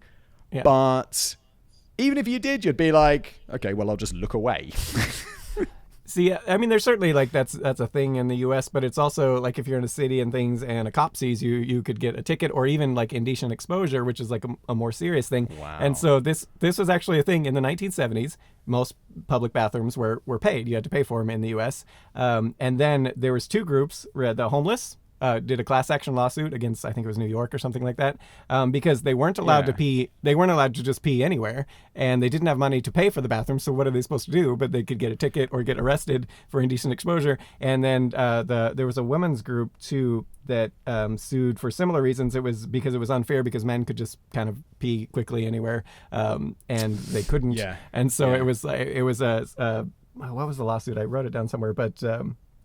Basically, that was their argument. So they can have there was an argument. It was like sexism thing or whatever, sexually discriminatory, and all that. And so they did a lawsuit. And then there was another organization that came on board. Isn't and this there was at the risk of like not sounding woke enough? Isn't this a biological difference? Like, it's not like. Yeah, no, and so that different was for women. Like, I think if my wife was here, I'd be like, "Who's it easier to pee outside, you or me?" She'd be like, "You," and I'd be like, "How do you feel about that?" And she'd be like, "Well, it's biology, isn't it? It's like it's not like a sexism thing, is it?" And that was their exact argument, was that the pay toilets were discriminatory because men could just very easily, whereas women could not very easily just anywhere. Oh, I see. Sorry, I misunderstood. No, I understand that legal argument. That's interesting. Yeah, and so that was the argument they made, and they ended up it was around, I think it was 1975. Chicago was the first, I think just before this, but right after New York in 1975 made it basically outlawed any paid public toilets, so everything had to be free. And then most other states followed suit. And so now that was the abolishment. It was in the 1970s of the U.S. of paid toilets, whereas in Europe, supposedly it's still a thing. Yeah, we still have paid toilets, sure. Yeah. And I guess that is kind of discriminatory towards women. Yeah. I never thought about it. I don't know if anyone's tried to. Maybe now there will be lawsuits. Yeah. No, totally. Paid toilets are a thing. Never thought about it.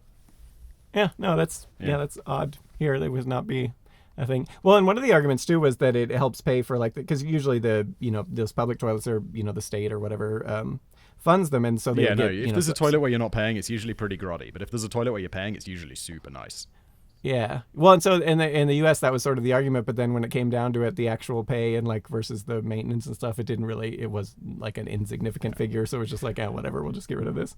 But I don't know what's going on in America as well, right? Like I've used your public toilets, the UK public toilets, also horrible. Public toilets in Europe, for some reason, I don't know why, they're just a lot nicer in general. Whereas, I don't know, UK public toilets are grim, and if I remember correctly, US public toilets are also pretty grim. US, I don't know. I don't really have in there to stop people shooting up heroin and shit. Those they're blue not. lights. There you are can see their veins. There are definitely places like that, but there are also nice ones. But I will say, just where I hang out. Working at at Fred Meyer and stuff, it always amazed me that the I had to clean them. The women's bathrooms were just, it was night and day. It was what did you? It's just a disaster. And not even okay, well, women have more to do in there. Here? But it was literally there'd be poop smeared on the walls and people, and just there was the one I think I've told you about before where the person had to have shaped the poop into a basketball shape, and it was just this, and I had to break it up because there was no way, and it could not have come out of someone like that. They had to have shaped it. What is going on? And there was always just random stuff like that. It's not even just, oh, they're using the bathroom more and for more purposes. It was just why? Why would you do that? Yeah. I know that women have more things to take care of in the bathroom, but forming feces into a basketball is not one of them. That's or they the writing and poop on the walls. I could do that if I wanted to. The writing and poop on the walls. I don't know. I do need to do that. Nothing ever like that ever. I don't know. In the year I worked there, and I had to clean them every night.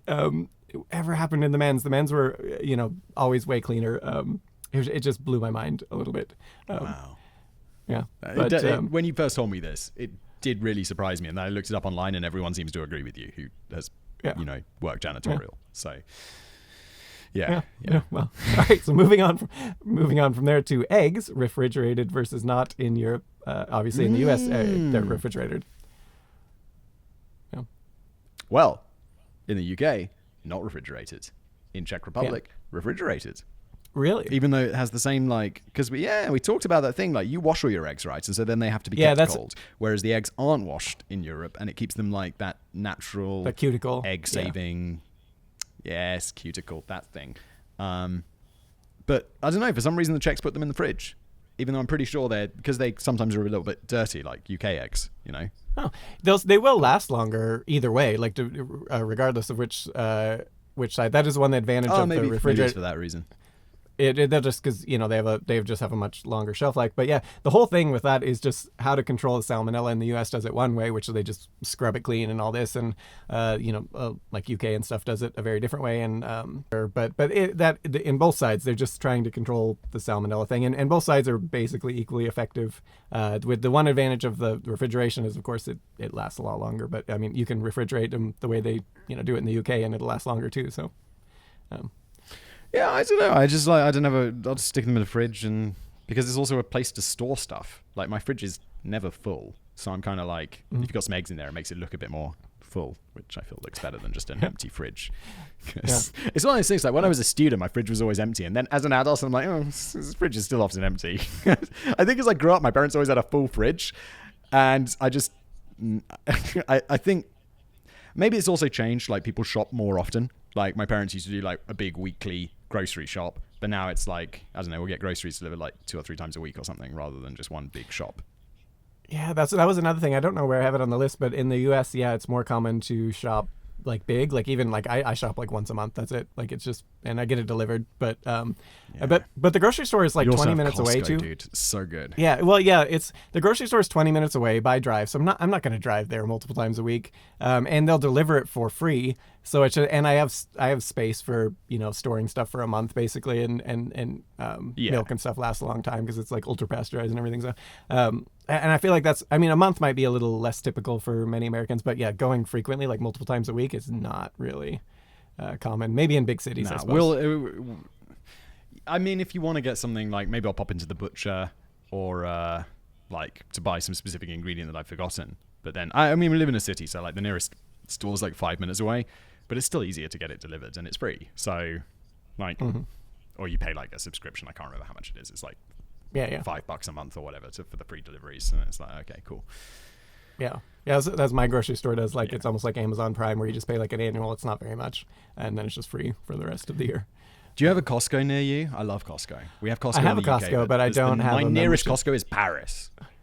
Dude, why not? Really? You have a business. Get a membership to Costco. Dude, really? Yeah. Costco is the land of dreams, my dude. You gotta go. Have you ever been? A long time ago. It was just, but I was like a college student at the time, so like buying something was like, well, I'll spend my entire month's grocery budget on this giant box of whatever one thing. Like, it's one of the things I love now. Like, I'll go to Costco and it's like, I can buy anything.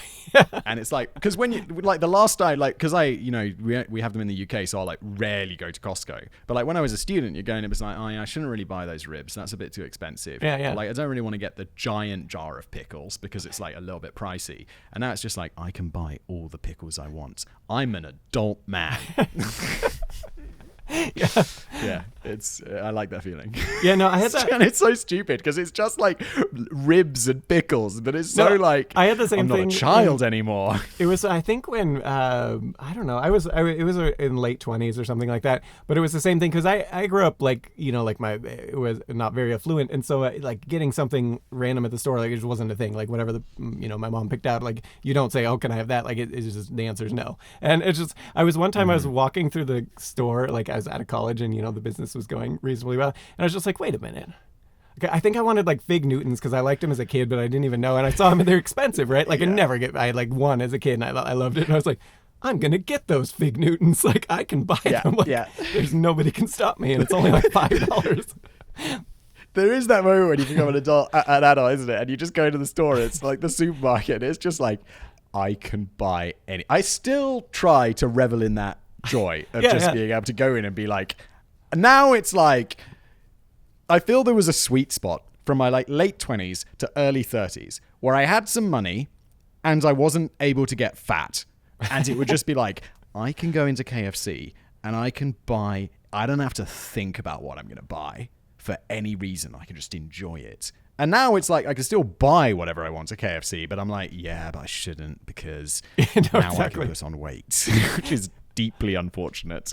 Well, that's what always with like my kids too. You try to teach them like the value of things, and so sometimes they'll ask for something that's like a game and it's like 99 cents, and I have no real good reason to say no, but I do say no most of the time because I'm just like, oh, I say no all the time, and it's like it's like 99 cents, and it's just like, but you don't want, you want to teach them, like you don't want to like spoil them basically.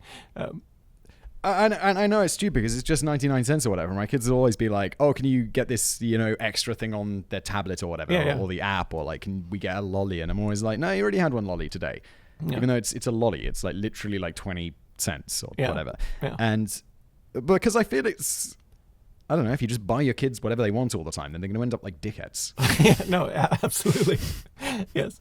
Like, just to put it simply, I think you're going to spoil them and they're going to be dicks. Because then they're going to, one day, they're going to have a boss and they're going to be like, can I leave early on Friday? And the boss is going to say no. And they're going to be like, but I want to. Which is not going to work well. And it's like, it's not like they really understand money. So you could just be like, no, well, that's a lot of money. And they'll be like, okay, Dad. Yeah, I do that all the time. It's like 20p. Yeah. All right, so my daughter, she's just getting to the stage where she understands that I go to work and she thinks I go to work and collect money. Which is kind of true, but I think she thinks I physically get it. Yeah. Like I drive somewhere where I go to pick it up and then I don't do anything else the rest of the day. I'm just collecting money. At least you get to go someplace, because ever since COVID, I got rid of my like main office. I just work from home. And my kids are like, one time, it wasn't even that long ago. They were like, but you don't work. I'm like, I work literally all the time.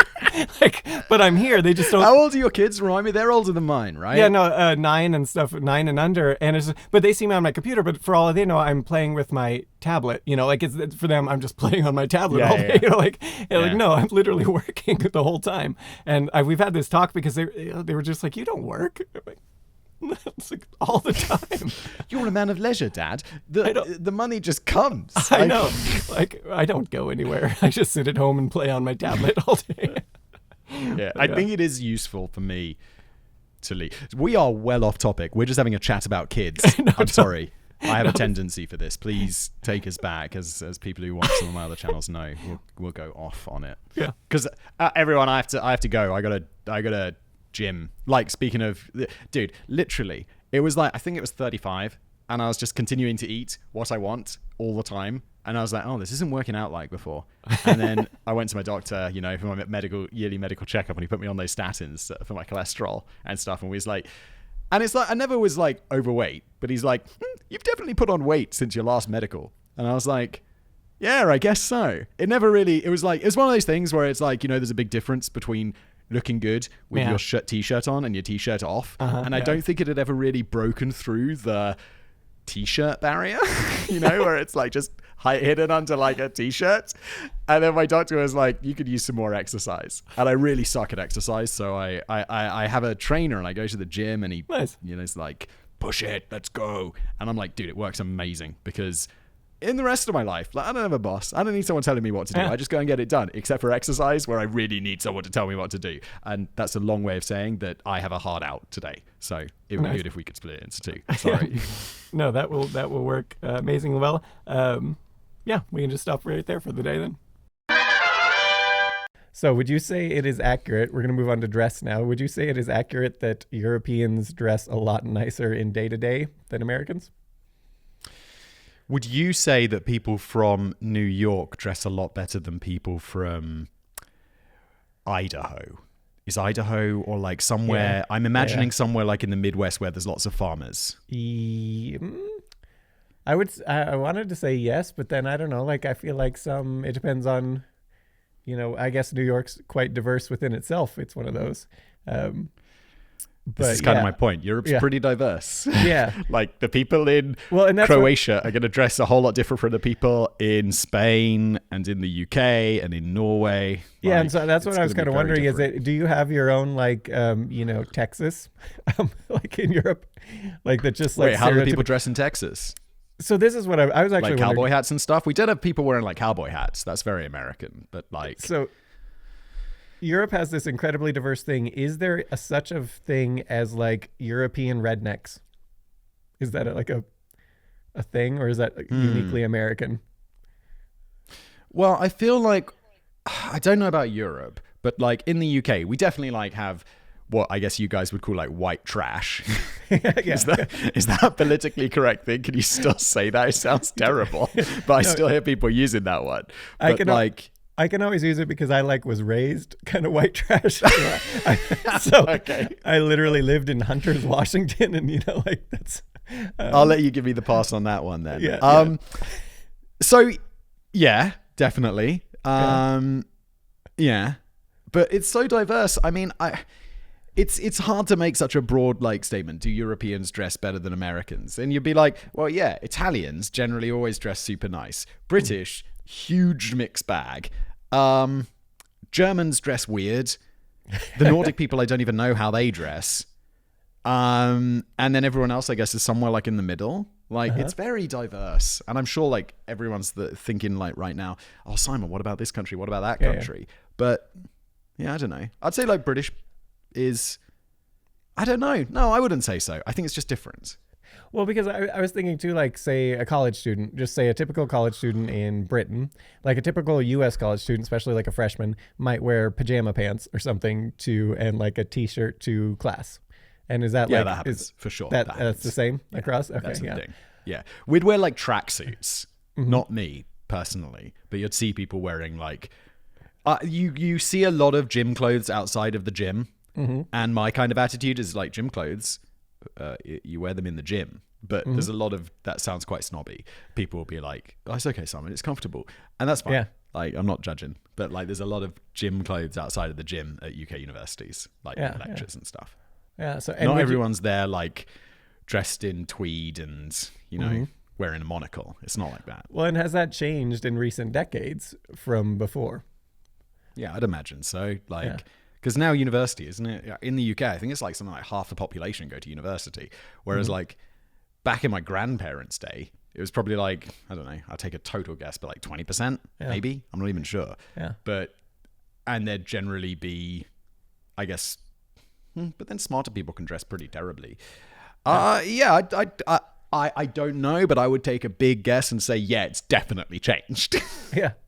That's interesting. People just dressed smarter in the past anyway, didn't they? Like, they'd always be like, you'd be like, and here is a shot of a Victorian, like, slum. And there'd be, like, dudes wearing, like, ties and shit. And you're like, what? Well, and even, like... Why didn't you spend the money on food? Even in the summer where they're wearing, like, 3 layers or 4 layers or something. Yeah. Would you say, with your typical dress, though, because... When I ever see you, obviously it's like on set and stuff, but even like you still seem to dress a little bit nicer than most. Would you agree with that? Yeah, no, I would say how I'm dressed now is like, maybe I even dress slightly nicer in the real world. Like, I mean, yeah, I don't know. Yeah, no, I'm definitely like, this is not my best jacket. It's kind of like worn around here. I think it's got like... Yeah, it's a big hole on the sleeve. Nice. But no one ever sees that. But that's only because it's constantly resting against the desk like this.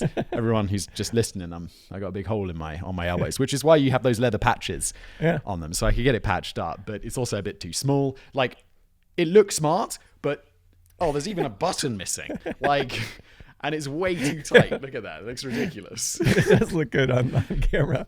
It's all it does look like when you just wear it on camera, it's like you don't have to do it up. It's no one knows. See, and that's where but I couldn't wear this in real life. It looks way too tatty. See, that's what like I wear. Like I have like 3 shirts that I bought. Like I found my favorite shirt on like Amazon, and I bought like 10 of them, and then like 2 different colors, and that's like what I wear. Or like or I'll just like a t-shirt with something like this, like a flannel over, and that's like it. Like it's the same every day. I also keep it super simple. I don't really wear shirts. I always just wear like t-shirts in cotton. Like one I found that's a lighter cotton that I like, one I found that's a heavier cotton that I like, and then I have some like turtleneck ones as well. But it's like I'm very rarely not wearing a black t-shirt or long sleeve t-shirt or turtleneck t-shirt. That's pretty much it. See, and I think one thing you have going for you with the recording too is the baldness, because I always wear a hat, and so like the only time I do my hair is when I'm recording. But I had been like 20 years without doing my hair, and so like when I first started recording, I literally had to be like, I have no idea what to do. Cry me a river, volunteer. Cry me a river. But then it looks different every time, whereas it just looks all consistent. I'm hearing is the world's smallest violin. But if you want to record something one day, and then you want to record, like you have to fix something, right? You can just put on the same shirt. No one notices. No one notices about the hair. No one notices. Like completely like people different. are like, oh my God, my hair looks terrible today. But no one notices. Only you who notices that. Yeah, totally. No. Like you could turn up with hair a different color and people be like, what? But they wouldn't. Yeah. But yeah. All right. So moving beyond dress, let's go to physical fitness and see if this is an old thing or like an old style thing, but a lot of fat in Europe as well. No. Like we have this meme of like Americans being overweight, but it's like, yo, you look around Europe, we're fat as well. We so are. Well, there's another side of this too, though. Supposedly, and I see what your opinion is on this, if the people were correct, is that in America, you do have this like obesity thing, of course, but you also have this other side of these people who are just so into like muscles and physical fitness that way, and like just like getting jacked with muscles. And supposedly, according to several Europeans and the discussion there, is that you don't really have that in Europe, like these real muscle bound, like where it's like the other end of the spectrum, almost like a response maybe to the obesity. It's just like this other end. We definitely have this. Yeah, 100%. It's people who love the gym. Yeah, but yeah, okay. Yeah, that one seemed odd to me, so I put that Dude, down. I've been hitting the gym for like over a year now. Like Yeah? I'm on my way. I'm becoming Nice. like a bro. Like Nice. I'll be one of these people that's like, bro, what do you even lift? What do you lift, bro? And it's like now I deadlift 110 kilos. Nice. I don't know. Whoa. It's not that great. I'm not sure what that is in. Or I think my 1 rep max was 115. That's got to be like 200 and something pounds. So it's Yeah, not no, that's- amazing, but I'm on my way. No, that's like that. Yeah, that's not bad at all. Got my 12% body fat, which I'm going to get below 10. That's actually Let's really, go. That's actually Yeah. That's been, but that's mostly been diet. Now I just eat a protein shake for breakfast and a salad for lunch every single day. No, that's what. Yeah, I like the. We actually had a physical fitness sponsor. Did you see that a while back? Copilot. Yeah. I didn't see that. Wait, did you do that one or did I do that one? I did do that one. I don't know. Maybe they don't do a European one. I thought it was. I thought maybe I just didn't remember. I thought it was strange that they chose me, but I was like, no, that's great because I actually have a nice home gym set up in the garage. Like it's Yeah, quite you've nice. always been into gym, if I remember. Yeah. So no, that was like a perfect fit for one, but yeah, no. Yeah, I was surprised they didn't. I thought maybe you just didn't want it because I was like, why did they pick me? You'll get more views. Like, you know. I don't remember. I don't think so. It sounds like something I would have said yes to. Yeah, no, so maybe they were Like now that I'm a gym bro and everything. Yeah, totally. No, it was a good one. Turning into a giga Chad. Yeah. It's a good one because they actually let you keep it forever for free if you want. So I still have the little Copilot thing. And it's basically weird. because if they want to sponsor in the future, they like that, oh, I've been using this for 2 years or whatever. Oh, it's like wait, worth it. they let you keep it for free or it's a product that is always for free? It's like a No. one-off purchase? They let me keep it for free because they sponsored it once. Okay. Yeah. I was like, that's an odd business model, but No. now I understand it better. No, it's quite good though. But yeah, no. Yeah. Love Yeah, that yeah. free shit. You should get in on that. It's a good one. Yeah. I have infinite shoes from Bessie and infinite cereal from Magic Spoon, which is nice. That fits in with my new gym stuff because it's like a protein-based cereal. Have you had Magic Spoon? It's very good. No, they always shipped it to you. I did get the athletic Dude, they green. gotta That ship- one's. Oh wait, Yeah, that's good. They want to say AG1. I have They that don't- with my they don't like vitamins. athletic Oh greens yeah, I'm anymore. sorry. Well, this isn't a sponsor read. I'm sorry, but they're for like their whole company history, they call themselves Athletic Greens, and then they're like, and now we're AG1. Oh, I'm so sorry that I sometimes get it wrong after years of calling it the other thing. Yeah, no, No, I have that with my like various pills and supplements. Yeah, no, yeah, they're a good one. it's good. They're a good one. But yeah. So all right, let's move on to education now. So is it true that, would you say in most European countries, or the majority, can you go to college for free? Is that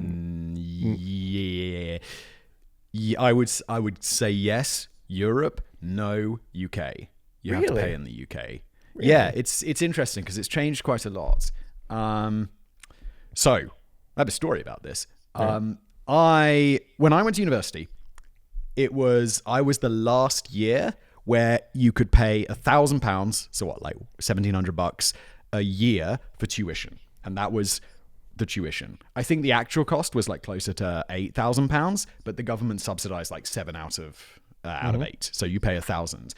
If I had taken a gap year, which is like this thing we do like between school and university, if I had taken a gap year, they wouldn't allow you to suspend it, and then you'd end up paying triple. So it was £3,000 the year after. And now I think it's like £8,000 a year or something. I'm not sure what it is now, but it definitely tripled the year after I joined. So I made it quite well there.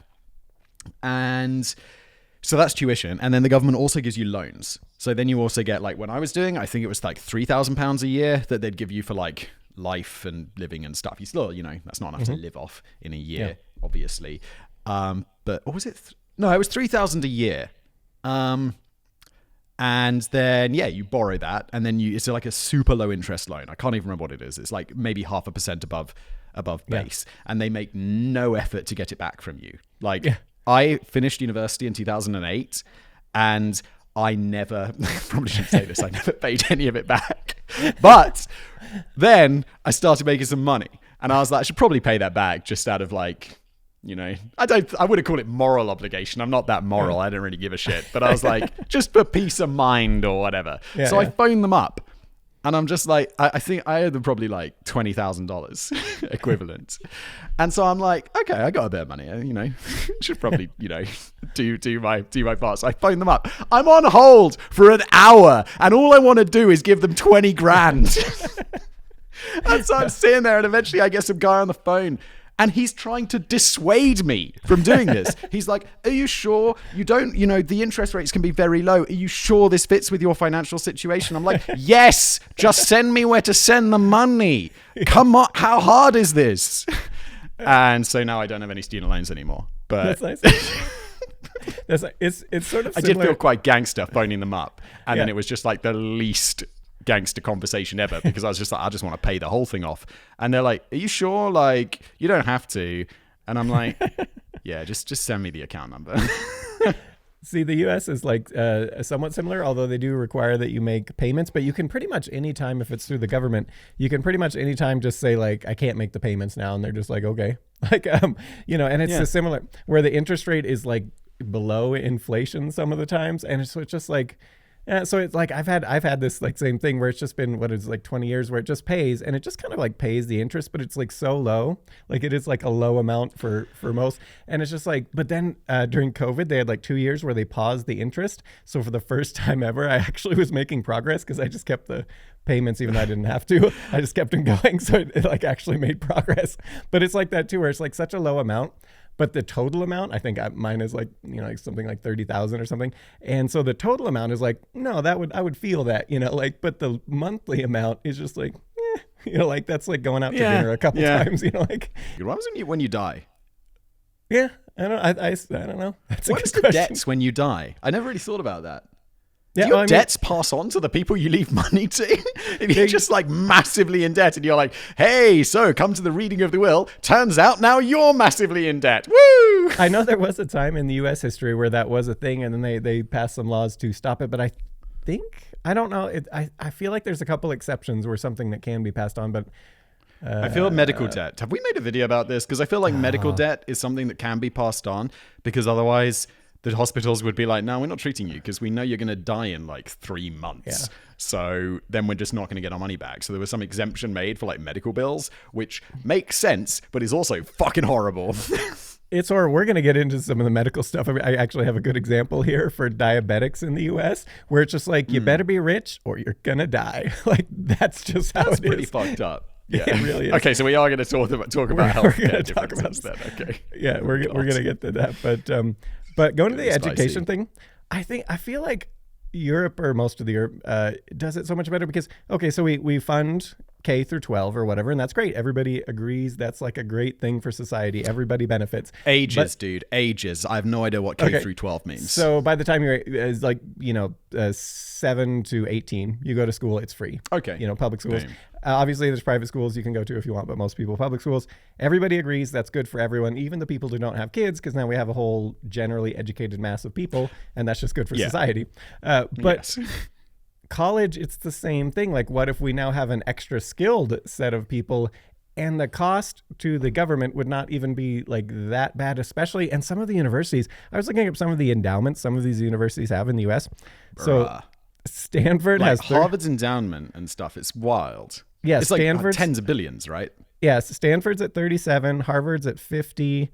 What's this one? I didn't write down who it was. Somebody was at 23 billion. Oh, MIT is at 23 billion.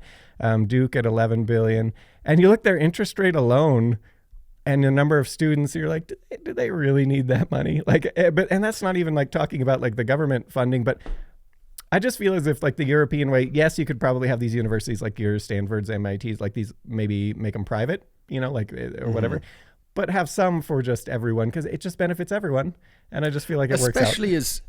Especially as you've moved into like a much more service-based economy. Like 50 years ago, sure, there was more like mining and manufacturing.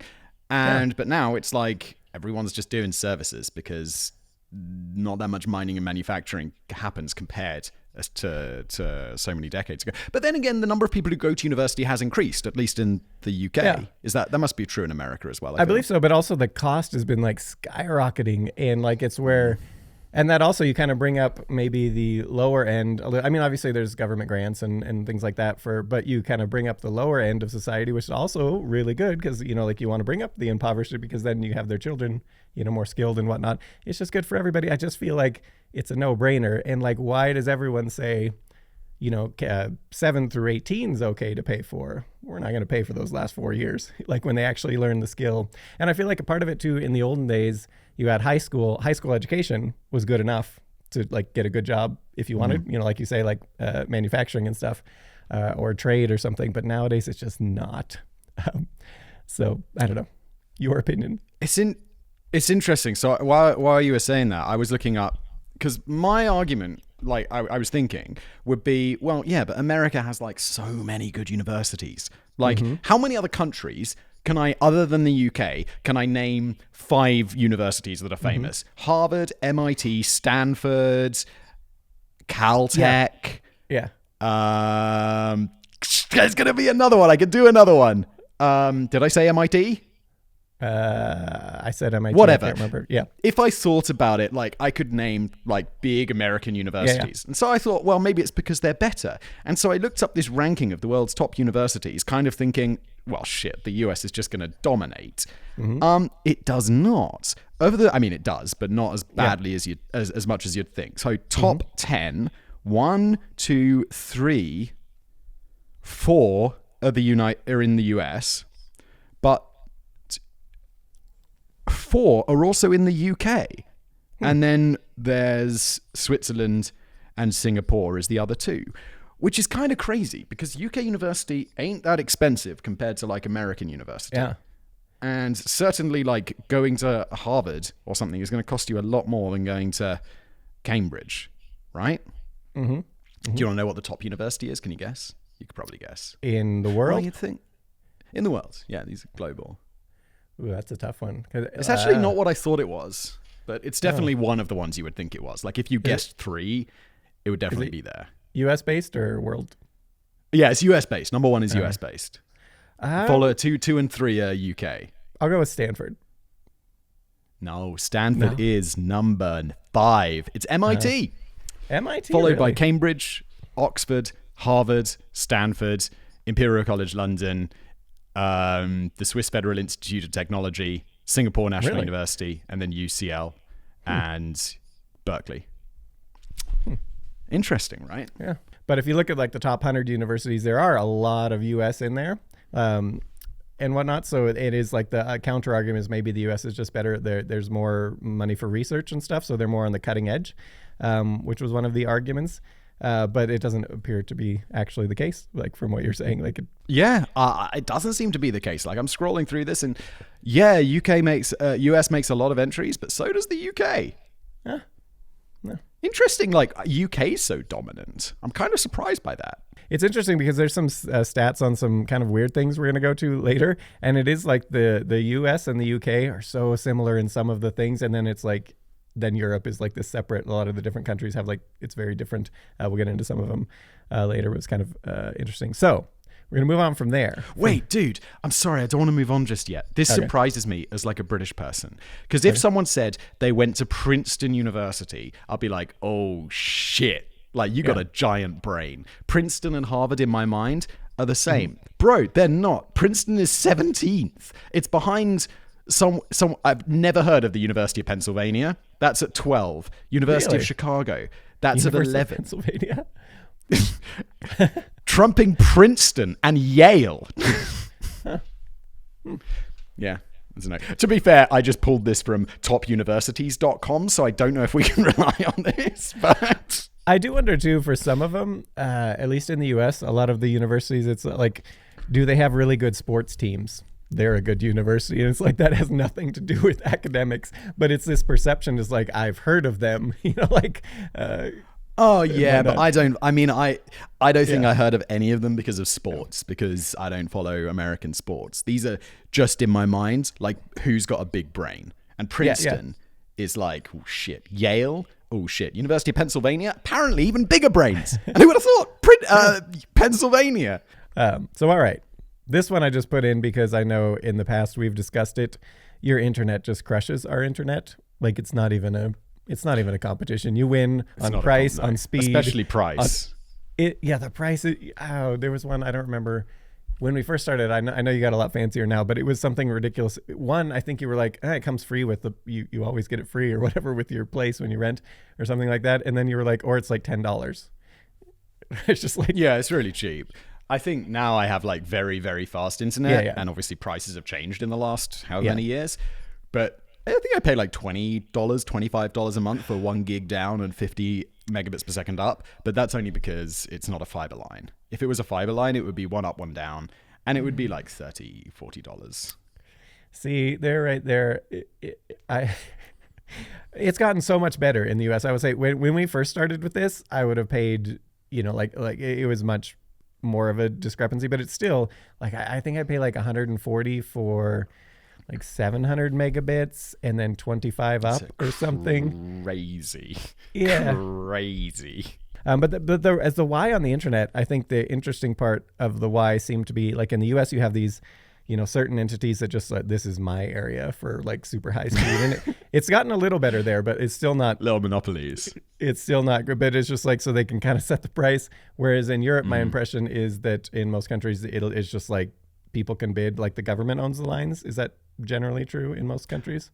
No, I think if I remember correctly, and I might be entirely wrong here, is how it works is the government will award a contract to a specific company to build like the cell towers, but then they still have to like rent out those cell towers to other companies like as part of the deal. But something like that. Because there's loads of networks. You can choose. There's a couple places where I used to live and it was like 2 miles away from where the city got a grant from the government, and so they could do the lines, and then they would just lease it out to any company. You want to start an internet company? Here you go. You can use our lines. And so the price of it was very European prices and speeds in this, and it was like the middle of nowhere, but it was like a rural, like government grant to try to help internet in places where there's nobody. But I was so close to it. It was just like right there. But yeah, it was similar. This is the perfect blend of like free market and government intervention. It's like the government facilitates the free market, and then it's like, okay, cool. Now everything's great and the prices are low. Yeah. Yeah. No, it's good. Day fine system. I thought, and I'm sure this isn't true. I don't know like how many countries, but there was at least a couple I saw. Fines based on your income and not the same for everyone. Is that pretty? Yeah. This is new. This is, you mean for like traffic offenses? Yeah. So there's some countries, I think it's like one of the Nordic countries and maybe Switzerland, where it's they calculate the fine based on the egregiousness of the offense. So for example, if you're doing like 120 on the motorway, that's pretty bad. And then they also calculate it based on your income. So they times those numbers together and then they come up. So if you're like mega rich and breaking the law like badly, the fine, I think the record's like €250,000 or something for like speeding. In the UK, they did it what I think is the worst way possible. Fines are like normal. I think it's like up to 80 quid or whatever for like a standard, so like $100 for like a standard speed camera catches you sort of fine situation.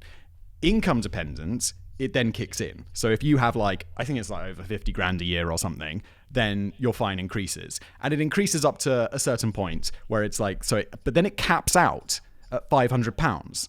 So essentially, you've just created a fine system that screws the middle class. You've just created something that the poor people don't get screwed over, great, but also the super rich people, they're just like, yeah, fuck it. What's the difference between £80 and 500? I'm rich. Yeah. Like, who gives a shit? And it's just like, what have you done, government? This makes no sense. You've implemented it in the worst way possible. All right. So not that I mind. I'd like it to be capped at 500. Thank you very much. But like, it's stupid.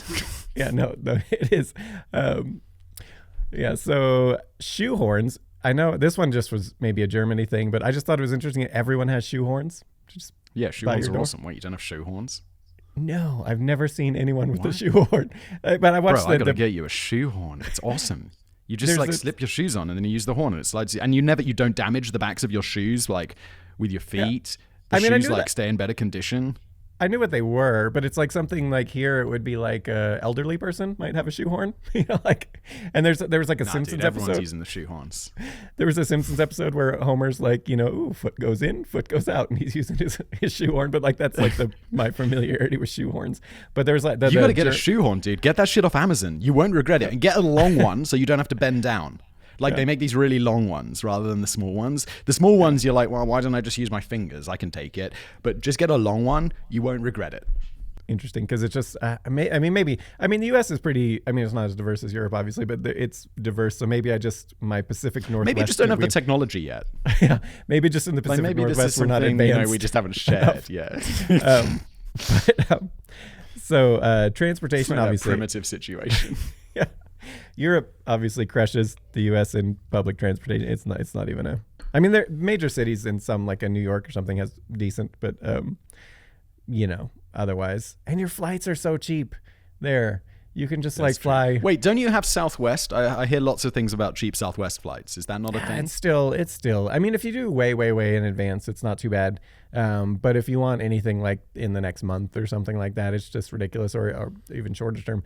But your prices are way like, I don't know. Flying across, it just depends on what time and whatnot. But if you want to go to Florida in the spring or summer from Washington, so that you want to go someplace tropical, you're looking at like $1,500, $2,000 per seat. What the fuck? Yeah. I could fly to America for that price.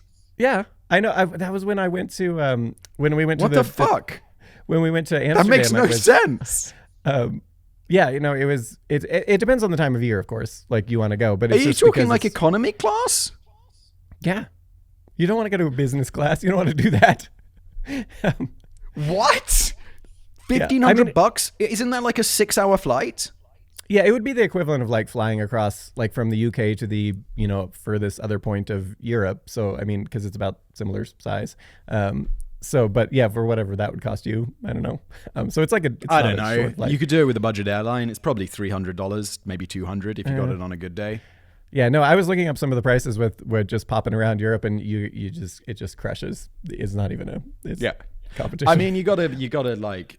So when you look up those flight prices, especially nowadays, it's like, okay, cool. So I fly back to the UK, see my family, take my kids, take my wife, and we all get on the plane. Or like we're all booking the plane, and it's like, oh wow. Tickets are like $40. That's ridiculous. And then it's like, oh yeah, it's one way. And you're like, okay, well, it's still $80. That's still great. And then it's like, oh, you need baggage because now I got all this kid shit to take with me. And it's like, yeah, I got baggage. And they're like, well, that's $100. And then literally the next thing you know, you spent $1,500 on 4 seats. And you're like, how did this happen? It was $30. Yeah. Well, my impression was though that the European they do maybe pack. The U.S. packs them in pretty good, but the rail, like you're a little bit tighter packed and things like that, supposedly. But that could be completely a wrong impression. But I don't know. I feel like we could look that up. I'd be very interested. Like Southwest's. Should we ask ChatGPT? Okay, so Southwest Airlines offer a seat pitch that ranges from 31 to 33 inches. Ryanair. 30 to 32 inches, so you're right. Slightly smaller. Seat width on Ryanair, 17 to 17.5. Southwest, 17 to 17.8, so basically the same. Yeah, you're right. You get a little bit more space on Southwest than Ryanair, so that's nice. That's got to be minimalist on the shoulder. Hold on. Like they can't possibly go more narrow than that, right? Well, they're not going to get more narrow on the way up, are they? That would be insane. Yeah. I have had situations where I'm on on a small bus or something, and you'll have just like 3 dudes sitting next to each other, and it's like someone's always resting on someone else's shoulder because all the shoulders are too big. Yeah. So, this one was cool. The right to roam law in the UK, you can just walk through someone's land. Yeah, it's no trespassing, basically. That's insane. Yeah. Like in the US, you go to Texas and you do that, you'll get shot. You get fucking shot. Yeah. I was reading something about people taking road trips, like in like off-road vehicles in the US, and they're like, how do you guys avoid accidentally going on someone's land? And do you pack heat? And I'm like, what the fuck's going on? Like, the first response is like, guns out, boys. And just so we're not just making fun of Texas, in Hunters, Washington, where I grew up, you come on someone's property like that and try to walk through, and they're going to get their guns out. And I mean, they're not going to shoot you for real, but they're going to get their guns out just so you can see them. Just get off my property. Yeah. Yeah, no, that's you can wander around. You can wander around. Also, there's always this thing like trespassers will be prosecuted, and it's like trespassing isn't even a crime; it's a civil offense, so they could sue you. But then it's like, for what? You've not caused any damage. So where's the limit on this? So let's say you just have like a garden in the backyard that's a small thing in the UK. And if someone just walks through your backyard, or is it more like fields? Dude, we used to have 3 homeless people just living in our garden because of this law.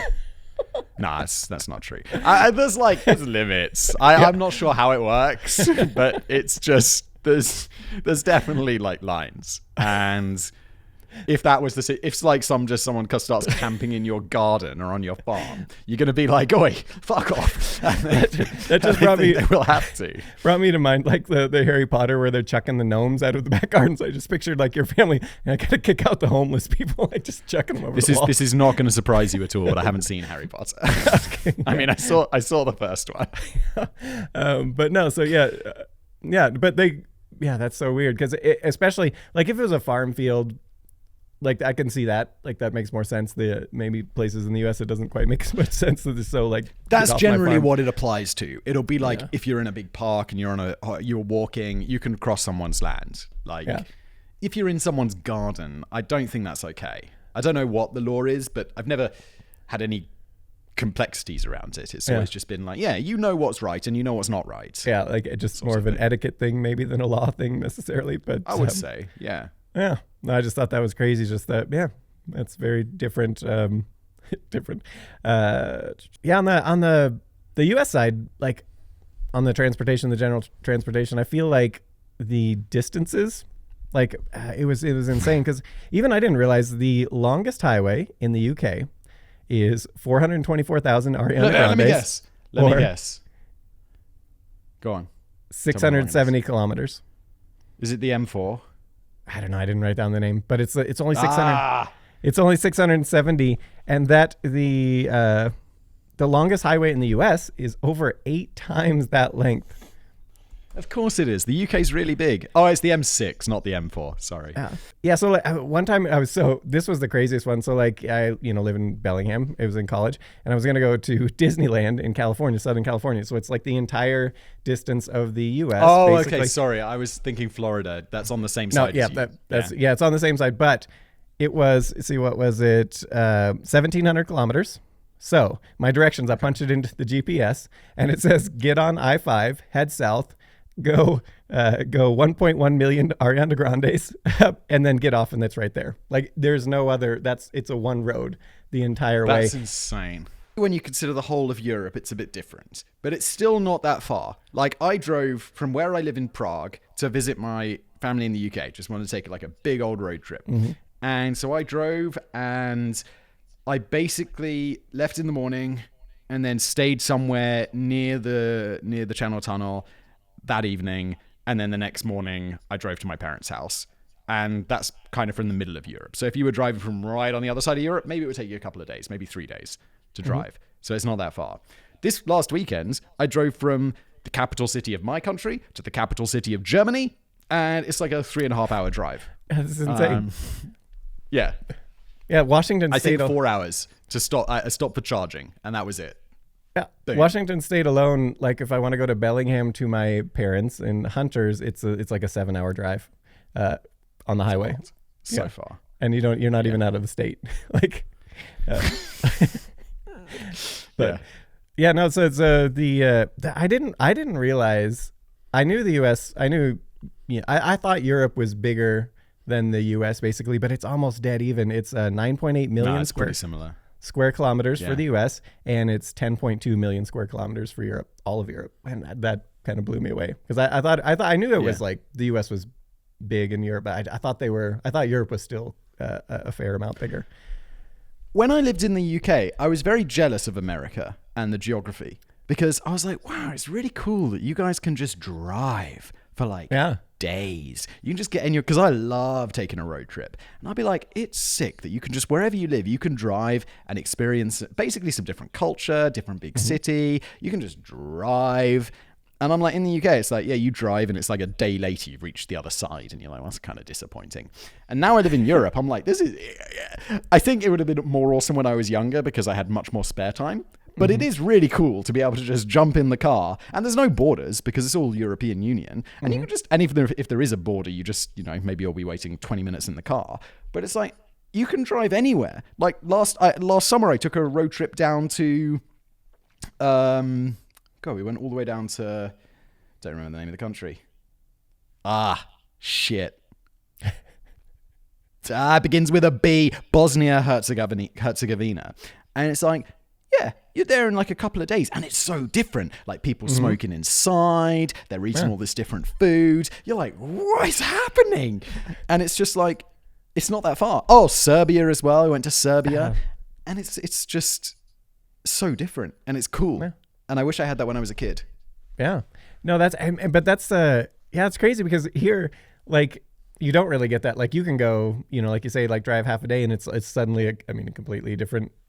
So much different. Whereas here, like Nevada, there are parts of Nevada where you can drive 1/3 of the length of the entire length of Britain, or the UK, I should say. I shouldn't say Britain. The entire length of 1/3 without even encountering a single gas station or almost any house or anything whatsoever. It's That's just insane. a whole lot of nothing. And they'll even have the That's signs. insane. They'll have like a sign that says your next, like gas station is 200 miles away or whatever. Like, so just fill up here. What's the overall? What's America's population? 300 mil? Yeah, something like, I think it's like 350 now or something like that. I can't remember. Something like that. Okay, because I was thinking like we don't have that. Like Europe feels a lot more. There's a lot more stuff. And I'm like, why is that? And I'm like, because there's 750 million people, so that makes a bit more sense. Yeah. I mean, that comes with the disadvantage of, of some things, but you get so many advantages too. But yeah, the U.S., and especially because the U.S., most of the population is just on the coasts. Everything in the middle is just, there's a whole lot of nothing. Like, whereas Europe is way more evenly distributed. Yeah, you have these like obviously cities. Big cities, but they're not all on the coast. Yeah, well, so you do have like the dotted cities here and there, but it's like, here's a dot that's a major city in the middle, and then there's nothing around it. Like, not really. Yeah. Which is nice. I mean, I kind of like the whole lot of nothing. That's quite enjoyable. But I like that. That's good vibes. Yeah. But let's go on to traffic lights, because this one came up when we were driving down to California that one time, and you said, and I want to know if this is more common. So you stop at a red light in the U.S. and can't turn right. You can turn right in Europe. No, you but can't. But why not? Like, it doesn't make any sense. It doesn't make any sense. It makes perfect sense. I mean, it would be turn left in the UK because we drive on the other side of the road. But you should be able to turn right on a red. I don't know why the law is this way. Yeah. But there'll sometimes be a sign, I think, which indicates that you can turn right on red, but it's very rare. Yeah, that's weird because, you stop, you look, no one's coming, go. Like, what's the... Yeah. No. There was one... Yep, you got it right on this one. Nice. There was one in Switzerland I thought was weird. So they have, you normally have, or at least in the US, you have the yellow light when it's about to turn red. So it tells you, maybe you need to slow down, maybe you need to go get through it. We have it the other way as well. In Switzerland, they do it both ways. And do you also do it both ways? Yeah, we do it both ways. It's almost always, it's always both ways. It lets you know that you're almost ready to go.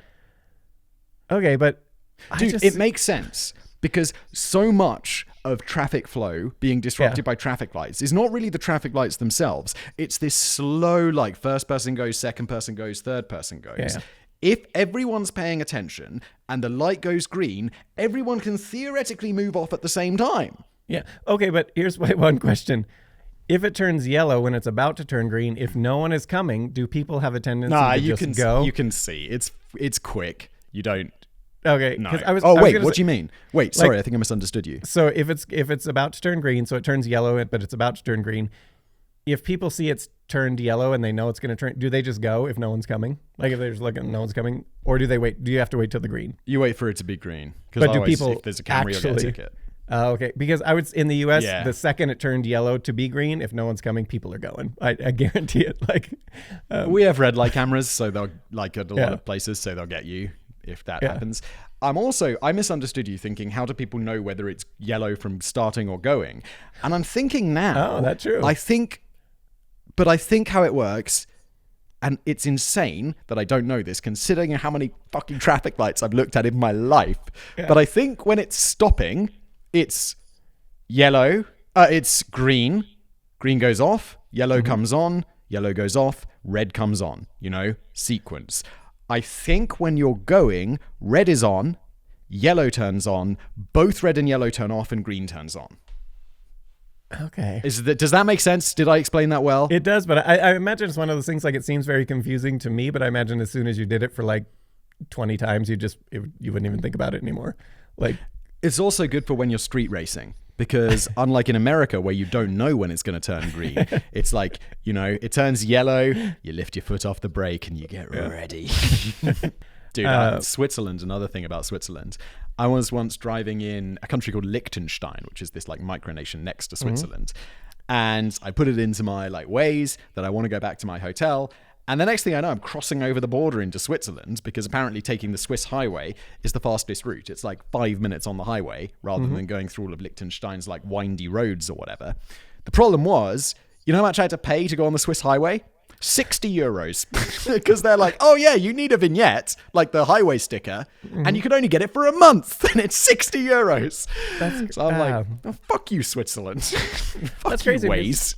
I know there are parts of the U.S. where, like, especially like Florida has a lot of tolls and stuff like that on highways, but like Washington State, where I'm kind of used to, into the Pacific North, there's just nothing like that. I mean, you have like you have the lanes that you can pay extra if you want, like if it's trafficy and you want to go in that lane, or if you just have multiple people in the car, then it's like, it's supposed to be a lane to encourage people to drive together, and it's free, or it'll be like, or if you're just you could just pay and you could go in that lane, but the rest is all free. This is the most American thing ever, and I love it. Where it's like, you got money, life is better. It's like, you got money, you don't have to sit in traffic. It's like that would, if the government tried to pass that in Europe, they'd be like, are you insane?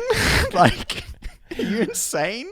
People I feel only in America would people vote for, like, would want that somehow. Even if they couldn't afford it, they'd be like, yeah, that seems right, because one day I will be able to. Whereas I feel like there's a huge political difference in the UK or like Europe, where we're like, no, I'm going to vote on what I have now. It's not that. We're going to get in shortly on that, on the social side of the Americans, just known for massive optimism, just like pure unadulterated optimism. Like, and it's just like a thing. I don't want to get political. I don't have a political opinion.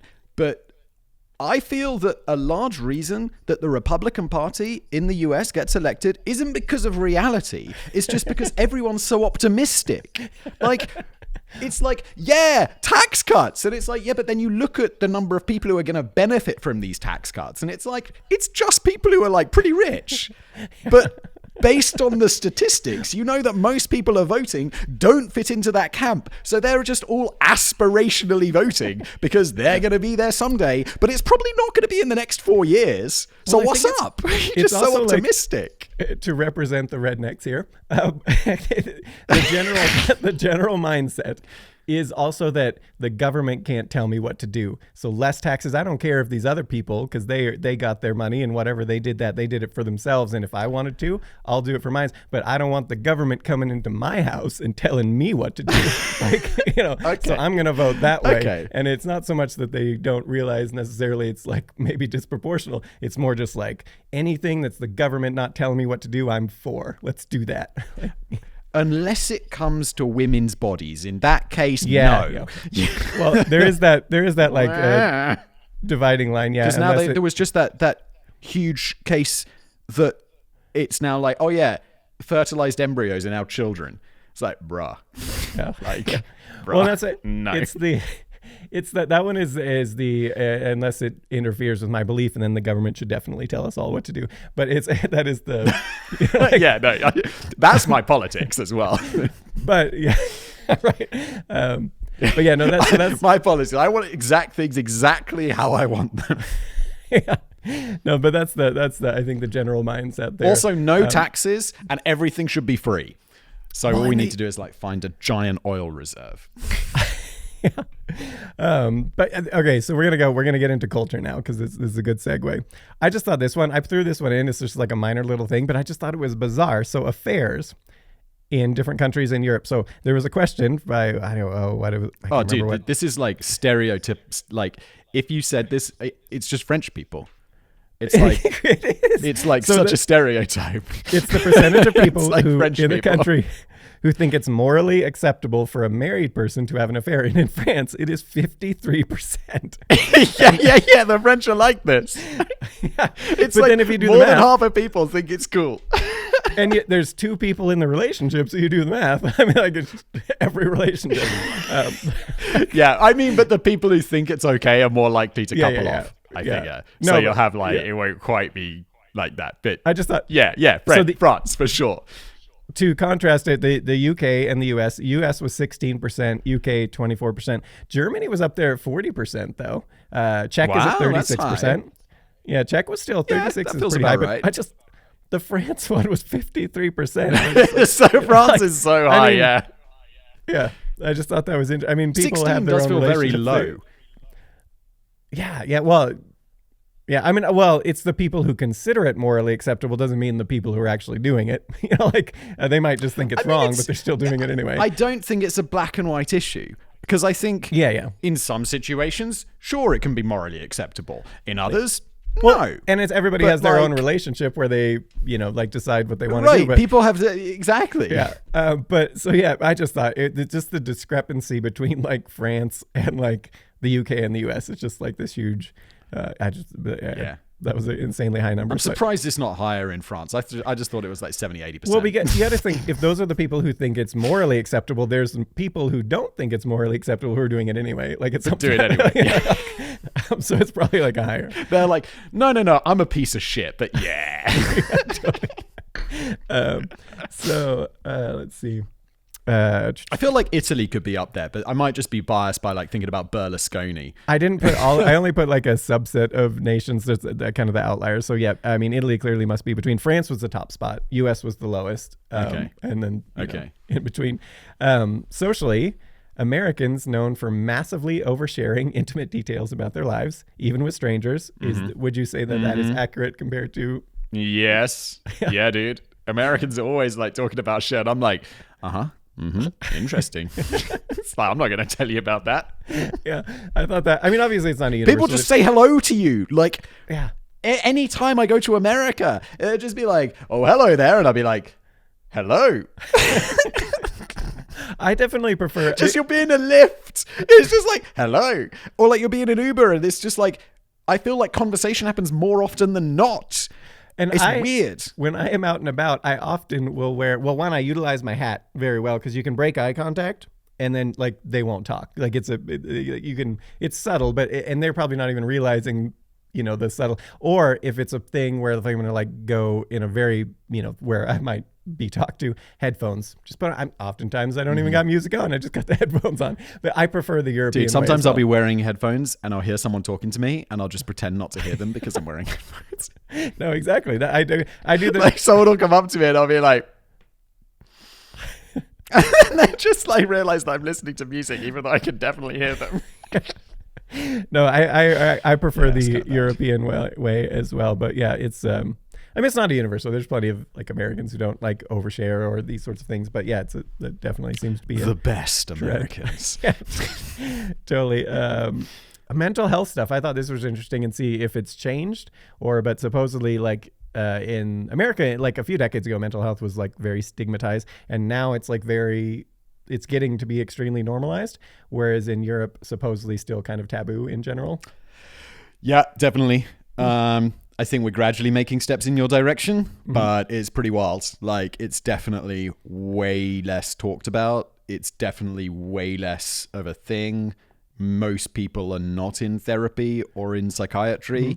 And I think you guys got it right with that one. I think it's only a matter of time before we realize in healthcare in general that we focused really a long time on fixing people's physical bodies. But it's like, I think the mind's a pretty major part of medicine. And I think it's just we're gonna realize that's a pretty big thing. When I also thought it was kind of funny, I was just hypothesizing that maybe that's the whole alcohol divide, like between why do we drink more? Because we're not in therapy. Exactly. That's fair. Yeah. But I mean, I don't know. Like I don't think I'd not call myself an alcoholic, but I've had times in my life where it's like work's really stressful, and it's like you get home from work and it's like, God damn, I need a glass of wine. It's not like I'd like a glass of wine with my dinner. It's like first thing I do is get home and pour a glass of wine or crack open a beer, which is probably not the healthiest relationship to have with alcohol.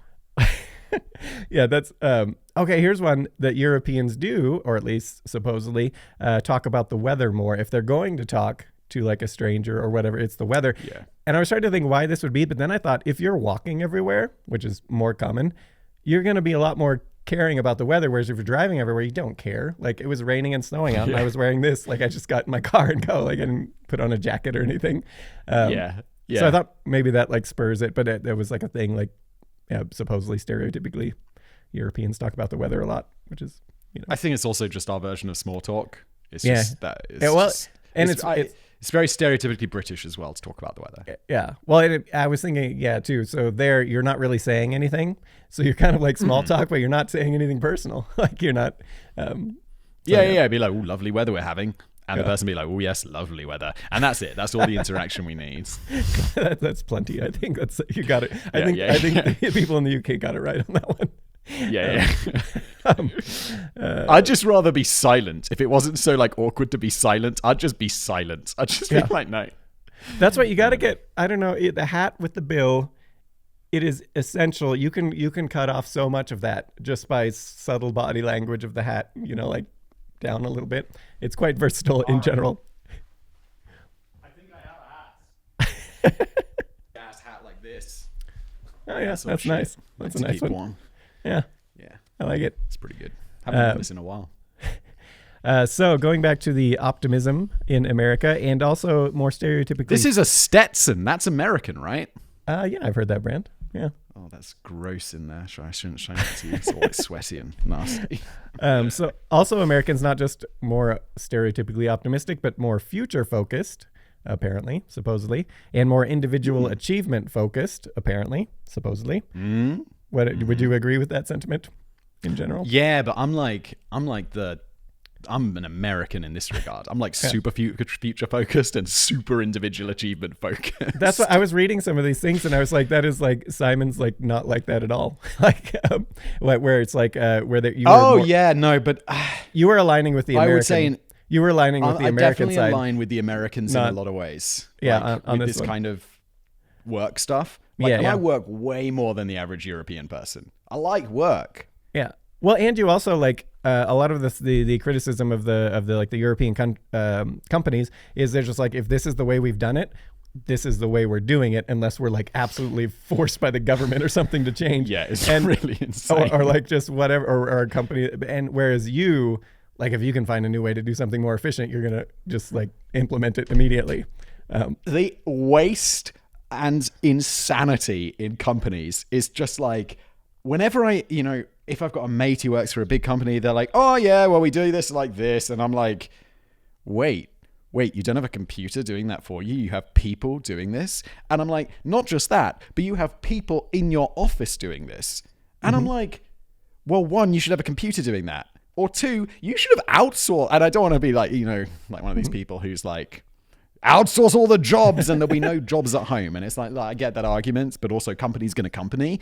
Yeah. And like there's some insane shit where I'm just like, how is that not outsourced? How are you doing that in-house? What's wrong with you?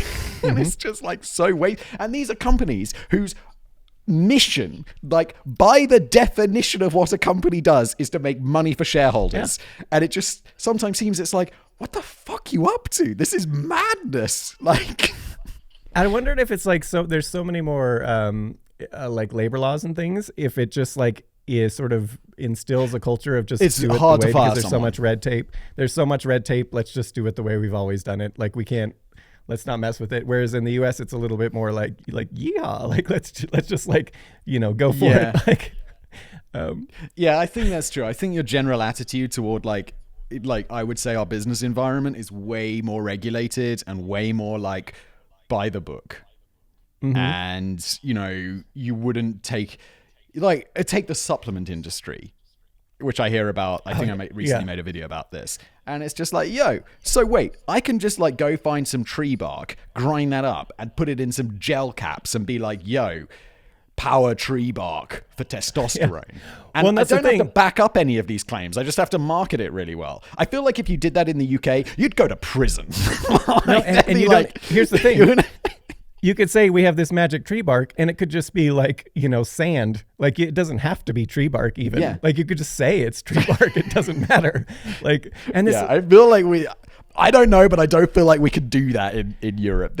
Like I don't know the laws, but I get the feeling that that's the sort of shit that would land me in prison. Not just like, oh, you're getting a fine and don't sell your magic tree bark anymore. It's like, you've poisoned loads of people.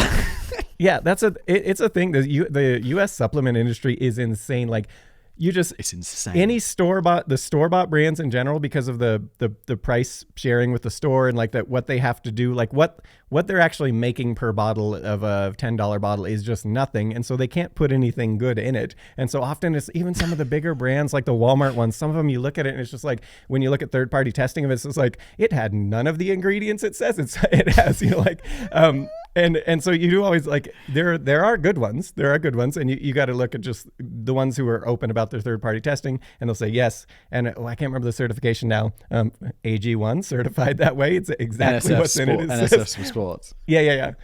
But so you look for those ones, but like those ones aren't the ones you usually find in stores just because of the price. Those are the ones you'll find them online because they don't have to have like the retail, you know, cut. It's just, you know, it's a little bit more nice. So they can actually put something nice in it, and they tend to be a little more expensive anyway. But yeah, it's so shady, the whole industry.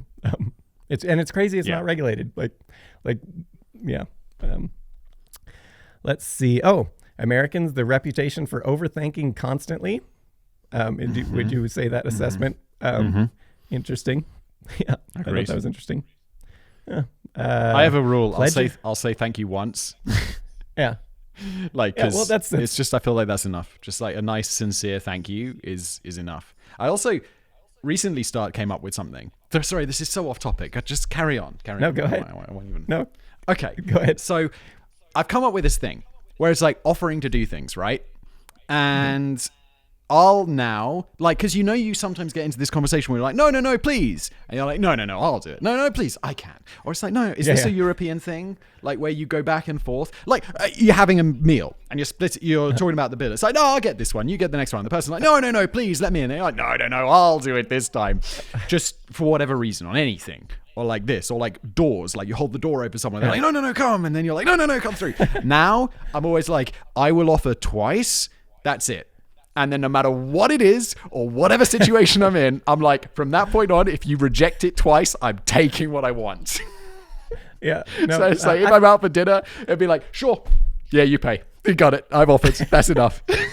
Well, that's good because then they'll, you know, if they weren't serious, then next time they won't do that. Like they'll actually. Yeah. I feel like there's the polite offer, then there's the serious offer. And by saying no both of those times, cover my bases. We're good. Yeah. No. Yeah, sorry, that was completely irrelevant.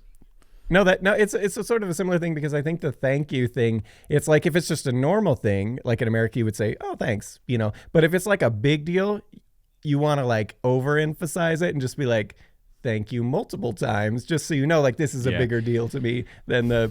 I find it so cringe. I find it so cringe when. Like, I cringe at myself if I do this too much because it feels like, I don't know, just so silly.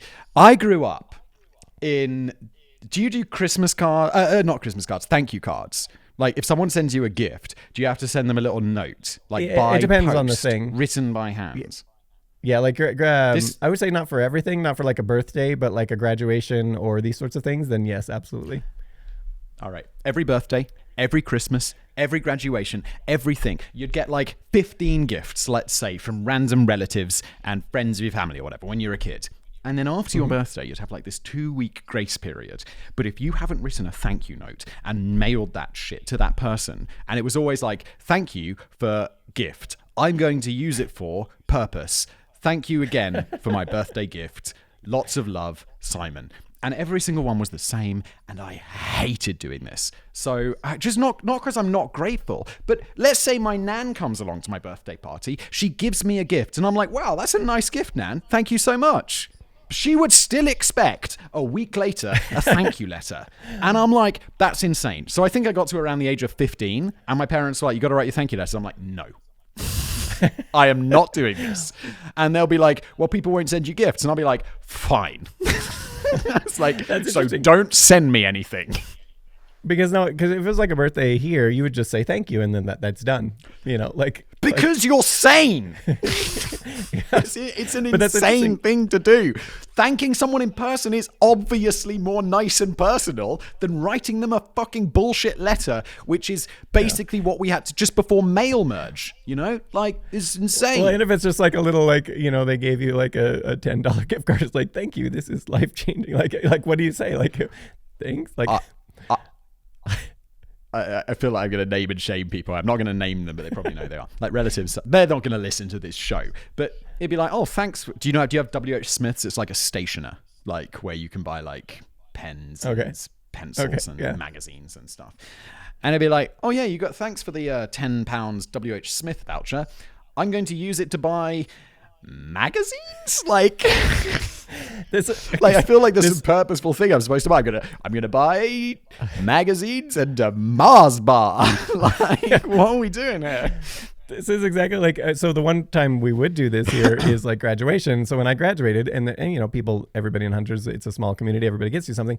And like I had a bunch of them. It was like one person got me a beach towel and it's a graduation, so you write a thank you, but like, thanks. I mean, I appreciate the beach towel. It's not that I don't, but like, what are you supposed to put? Like, I'm going to wipe my body with this. Thanks for this beach towel. I'm definitely going to be using this in my new career as a lifeguard. Oh, wait. No, I'm not becoming a lifeguard. I guess I'll just use the beach towel for something else. I still have the beach towel 20 years later. So it's like, Wow. It's a nice beach towel. It's a little ratty, but it works. It still dries. And so it's not that I'm not appreciating. I just didn't, when I remember writing like the thank you note, I'm like, what am I supposed to put here? Like, it's a beach towel. Yeah, what am I supposed to write? Yeah. All right. So moving on from there to the one thing, the U.S. is like stereotypically much more nationalistic, like the Pledge of Allegiance, which I know like in Europe, especially like in Germany, they'd be like, whoa. Whoa, steady on there. I always thought, even when I was a kid, I thought the Pledge of Allegiance was a little weird. And my stubbornness, I would always be like, I don't want to say it, not because I have anything against America or anything. I just don't want. You can't tell me what to do. And I feel like the very people who are the most into the Pledge of Allegiance, get out of my business, government. It is, and the very people who are most pro Pledge of Allegiance are the ones who are the most get out of my business, government. You can't tell me what to do, but they're also the ones who are like, no, you have to say the Pledge of Allegiance. You can tell me what to say. But it was exactly that. I remember in Hunters, it was there was a little argument with one of the teachers that way, and it was like, but like, the very Pledge of Allegiance, the freedoms to not say the Pledge of Allegiance, and there was a whole thing. And again, I don't actually have anything necessarily against. I'm just more stubborn. I just didn't want to do it because someone was telling me to do it, and I hate when people tell me what to do. Potentially risky, or like I know nothing about this, so tell me if I'm saying something wrong. But how do the Native American people feel about that? Like, because they're in school, right? And do they have to say the Pledge of Allegiance? Because that seems a bit fucked up. There's two tribes around Hunters. You got Inchalium and Welpinit, and the Colville tribe. And so I don't remember that ever really coming up. But yeah, that's a good point. I am sure they would have a problem with it. Be like, I don't really want to say that. That doesn't feel good to me. That's not the vibe that I want in school. But the Pledge of Allegiance, the original too, is even more cringe. The original, you did the whole this thing during the pledge. Wait, I didn't see what you're doing. Oh, okay. Like the. Oh wow! Why are you doing that? I don't know. It was in the very earliest days of the pledge. Kids, you can go Google like U.S. pictures of it. I assume this is like pre-Nazis, right? Yeah. And so it was. That was also like the Olympic salute. That was also like the Olympic salute. It's slightly different. So, but it was just a whole thing, and then the Nazis ruined it. I personally still love it and do it all the time. So, well, the Nazis pour it like in India. It's the Olympic salute. I don't know what you mean. Well, wasn't there some YouTuber who got in trouble for this, and then he made that argument that he was saying like, oh no, it was the Olympic salute or something, and it's like, yeah, but was it, my dudes? There was a confusion of that in the Germany Olympic one. I remember we did a one, we were covering that, and so some of the countries would do the salute, but they were doing the Olympic, and then it was like confusing. Are they like saluting Hitler, or are they just the Olympic salute? And then after that, the Olympics just got rid of the Olympic salute. They were just like, this is too confusing. Makes sense. Yeah. I think the whole world got rid of the Olympic salute after this. Well, in the poor, like in India, you have like that symbol that looks almost exactly like the swastika. It's a little different, but it's so similar that no one. And so in India, it's like a common symbol you'll see everywhere, but everywhere else they can't use it anywhere else. But it's like, no, the Nazis stole it. We were using that for thousands of years. And then the Nazis came along. I remember the first time that I discovered this. I was like in some Asian country, and I was like hiking up some mountain to visit some like monastery or whatever. And I get up there, and there are these swastikas like carved into everything. Like there's this whole like intricately carved wall just full of swastikas. And I'm like, what the fuck's going on? And then I later found out that it's just like this symbol, because I was like, what am I missing? And then obviously like my small brain hadn't realized that it's just a symbol that it can mean different things at different places. So totally. I really regret burning that place down. On the Pledge of Allegiance one too, going back to the nationalism, also strong emphasis on the military, veterans, etc., where you'll go, any sporting event's going to have like some sort of like a veterans thing, like, like a seventh inning stretch in baseball, you'll have the like, God bless America and God bless the troops, and this sort of thing, and you'll have all these special discounts and everything. And it seems, at least according to the ones I read, that's not really in most countries in Europe. That's not a thing. It's not a thing. Yeah. No, definitely not. Also, like, no one really, I don't think that comes up very often. It's not something that is done. Yeah. I wonder if it's also in some of them, because there's a lot of mandatory service. Like, not a lot, but some countries have it. Yeah, because in those ones it would kind of not as much make sense if like everybody's doing it. It's like most countries don't have not conscription. What's it called? Mandatory service. There's a word for this which I don't remember. No, most countries don't have that, and I don't. We also don't have as big a military. I don't think just as military is like such a part of everyday life. The U.S. is military. It's insane. I just did one on the presidential libraries for the city of Quincy, and it's insane. So so everyone complains about the presidential library cost, and there's one part, and I compared it to the F-35. So it does cost, all of the presidential libraries cost $100 million a year, and it's like and that seems like a lot. If you watch the video, you actually see the presidential libraries are amazing. They're worth it, every penny, and people are going to argue, but go watch the video. How many are there? There's 15 official ones, and that are actually federally funded and whatnot. But so the library. Okay, that doesn't sound too bad then for like $100 million. Yeah, no, and what they contain, because the Library of Congress, that costs $800 million a year, and stuff like that. So holy shit! Okay. Yeah. I was surprised. I'd never heard of the British Library or whatever it is. It's right on par with the Library of Congress. On British Library? Yeah. National Archive? Yeah. It had a pretty simple name. They got all the shit. Yeah, it was basically the Library of Congress and the British Library, or whatever it's called. In history of the world, those are the two best libraries ever. Like, with what they have. They're insane. But anyways, going back to the presidential libraries, it was one F-35 costs like $100 million. Yeah. And the U.S. has like 500 of them. And then it was like to fund. But the F-35's sick. It's amazing. But it was like it is amazing. In perspective, the entire F-35 program, the cost of it, the estimated cost that it will be, would fund the presidential library system for 17,000 years. So it's like, yeah, but then you wouldn't have any F-35s, dude.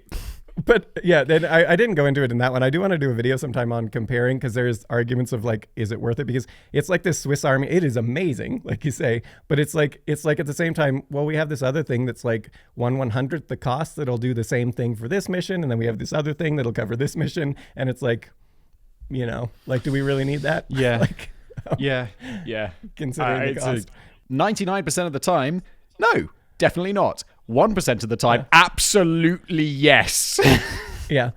Well, and that was do you want to? You just got to be ready for that 1% of the time, where the answer is absolutely yes. Yeah. Yeah. No, I just thought that was interesting. Like the U.S. That's just one, fighter jet. Like we have all the the U.S.'s military budget. It is just bonkers, like how much the U.S. spends. And it's it's a general policy of we are going to have so advanced and so much of all of this that just nobody would ever even think of attacking us, because it's just is not going to work out for you. Plus the distance, you got those nice geography is oceans amazing. The geography. You've got Canada, very good friends. You've got Mexico, not a threat. And vast oceans. But then it's interesting because in the modern world where the commerce and businesses are so interconnected across nations, there's the argument of do we really need that? The U.S. didn't work with Russia. We thought economic warfare against Russia would stop them invading Ukraine. It's just nah, we'll get by. Shit's going to be a bit rough, but we just want to continue a war. And it's oh, okay. No. And then it's you cut them off from Visa and MasterCard and Swift. So they literally can't pay for stuff. But they're oh, we'll figure it out. It's nuts. Yeah, it is. But then, of course, you have a different style of leadership in that one. But then, it's fascinating because it would be fun to do a think piece video on it because in modern times, China and the U.S., U.S. buys a lot of stuff from China. China may be very different politically, but China doesn't want to attack the U.S. because we got to give up all the money the U.S. gives us, and this sort of thing. So it's I don't know. U.S. doesn't want to attack China because otherwise you wouldn't have cheap mobile phones. It's yeah, exactly. They make a lot of the manufacturing. There's quite a bit of manufacturing that used to be done in the U.S. and now nobody does it. So now we just get it from China. I don't think the U.S. and China that's never going to happen. But China wants to attack Taiwan real bad. And the U.S. is a very close ally of Taiwan. So that's a problem. Yeah. See, and that's where I think the business interconnected is the fascinating part of that is because the world is more and more and more there was one, I can't remember the statistic, but there's 2 million people in the UK who work in the US technically. I mean, they're in the UK, but they work remotely for US companies and vice versa. It's about even on the other side. Wait, does that include if someone's working at Google in London? I don't know. It was on one of It was on one of the Quincy videos where I was doing the special relationship between the UK and the US, where it's basically almost from the start, the original treaty that Britain signed to, okay, you revolutionaries, just fine. You're fine. They gave the US so favorable. It was just we want you to be super successful right away because we want you to be our best trade partner. Where we couldn't get it by conquering or by keeping you. So now we'll just get it by trade. But so we're going to make you super prosperous. So here's this amazing treaty that just gives you everything. But with the stipulation, now we're going to be friendly. And it's basically since then, other than the War of 1812, it's been friendly. Also, as America has grown as such a huge economy, over the last 100 years, especially over the last 30 years or whatever, and it's just come to dominate internationally. If I think about life, it's most of my money comes from Google. That's American. When I go out to eat, it's maybe I'll go to a McDonald's. That's American. So much stuff American stuff is everywhere, and American money is everywhere. I think it's just because it's just such a huge economy and such a huge, especially in the Western world, such a huge cultural thing that it's hard not to be involved with America. Yeah, well, and especially you say, the shift to a service economy where it's just global anyway. It's just the internet, so of course, you can, and that would favor all too the huge companies, Apple, Microsoft, Facebook, Google, all American, all have huge presences in every country you go to. Well, and that's got to be a confluence of the optimism, the more risk taker, go for it attitude, and the more willing to take whatever is the most efficient thing and just do it, the less regulation so you can move faster with technology stuff. Then maybe, and just the confluence of all of that snowballs to make it so the US, it could be done in a given European country, but maybe it's just slower and it's just so you can move faster and, just more push general attitude or whatever. I don't know. I'd like to know more about this. I feel this God, like US just is such an economic powerhouse and continues to be, while Europe's economy is just like, I always think that UK versus like, and have we talked about, I feel, did we talk about this last time or whatever, or I had this conversation with someone else recently. It's like you look at the two economies from the year 2000 until now, like UK versus US, kind of like, I remember like if I'd visit the US, like I think I went in 2008, and it was kind of like, oh, you know, shit's the same price. Now, it's like shit's way more expensive. And you can see it because the UK economy is just like, the US economy is just like, fuck yeah, let's go. Like, constant rocket ship of growth. Yeah. No, it's fascinating because it's nuts. also fascinating. It's fascinating too because, like any culture, we're all humans. So any culture, like if you have, India, China, whatever, you have these very different mindsets, and that results in like very different thinking about like this optimism thing. Like, if you take any European nation and you just put the same factors in, they'll be just as optimistic, or this other, like, because they're just humans, like, so I think it's fascinating. So like what factors went into all of it, like in a given, this is the way we do things, or that, which is, I mean, sort of like a little bit of the point of this whole episode is just to look at the contrasting, but like why on some of it is just, yeah. Yeah, I'm sure there's a good reason. This is probably really complicated, but yeah. I mean, it's great. Like, I'm very impressed with America's economic growth. So moving on from there to Europe, far more group-oriented, America more individualistic. Would you agree with that? Not sure. So it's not like sure. I mean, at a very macro level, yeah, we got healthcare and stuff, and kind of more social services and stuff like that, I would say. So like in that case, yes. I don't know about at a micro level. I don't know.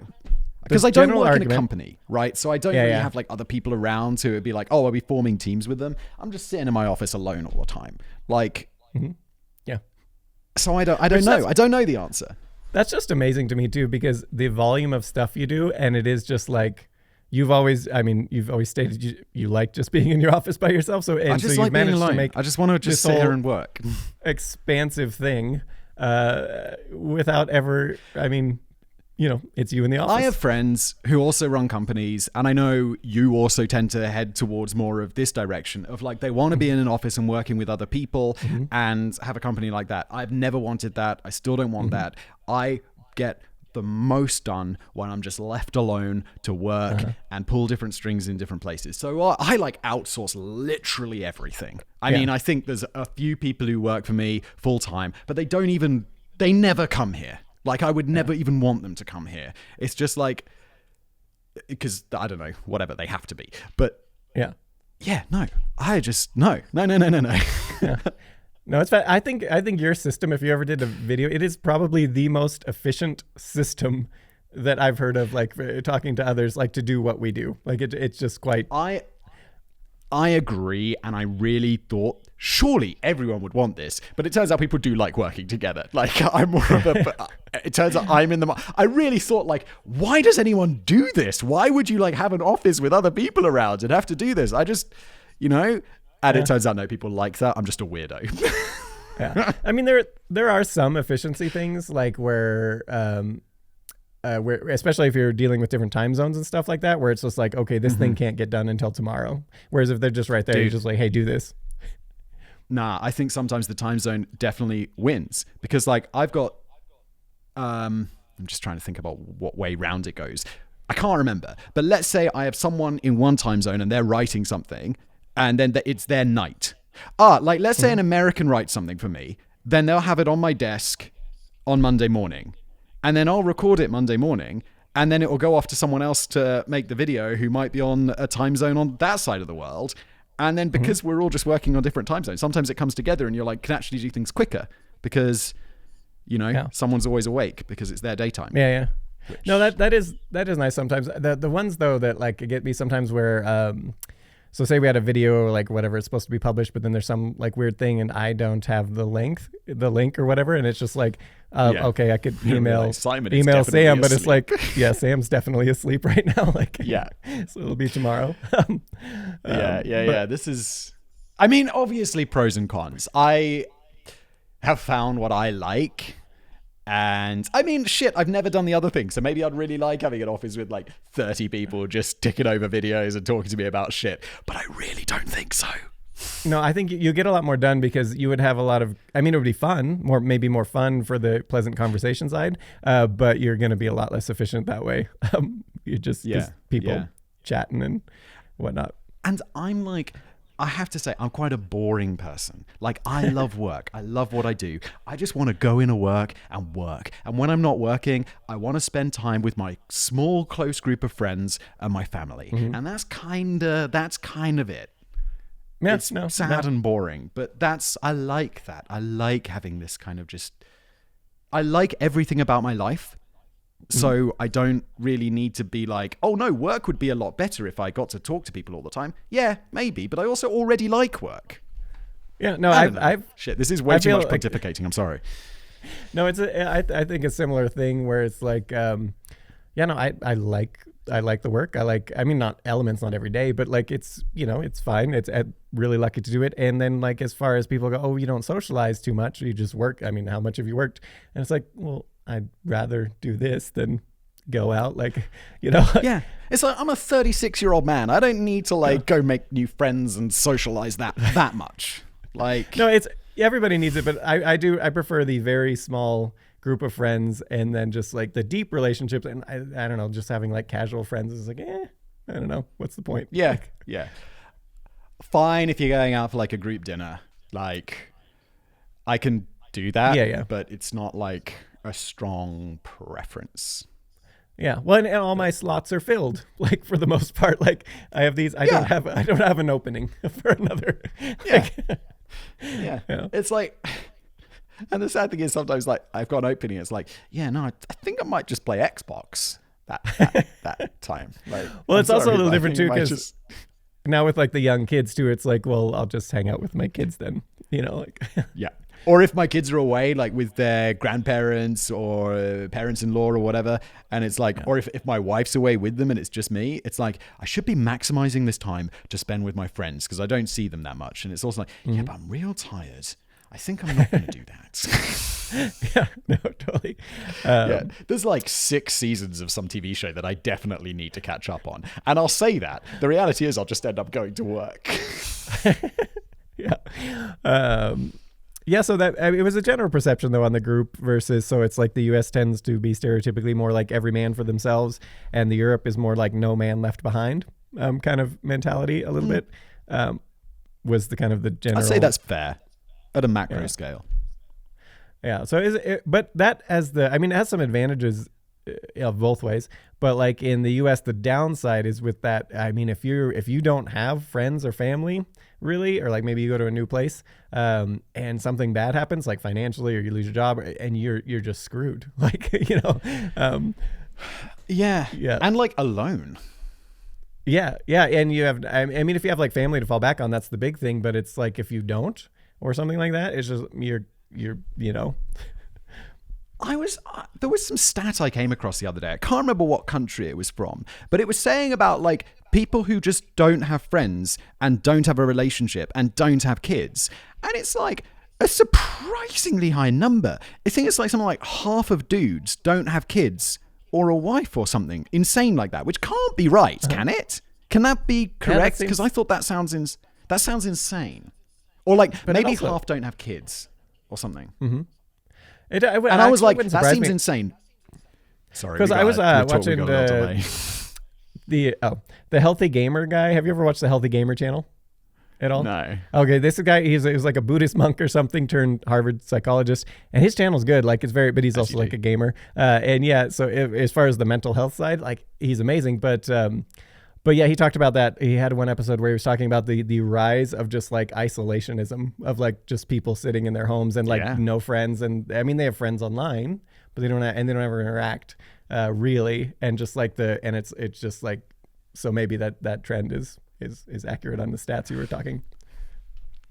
Yeah. And I think I'm also being dumb because it took me way too long to realize this. Yeah. It's almost embarrassing, but I'm like, yeah, but all of my friends, they're not like this. And it's like, no. Obviously. Yeah.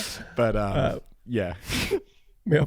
So yeah, that's it's interesting. There's pros and cons of both systems, but I feel like the hybrid of the two is the way to go.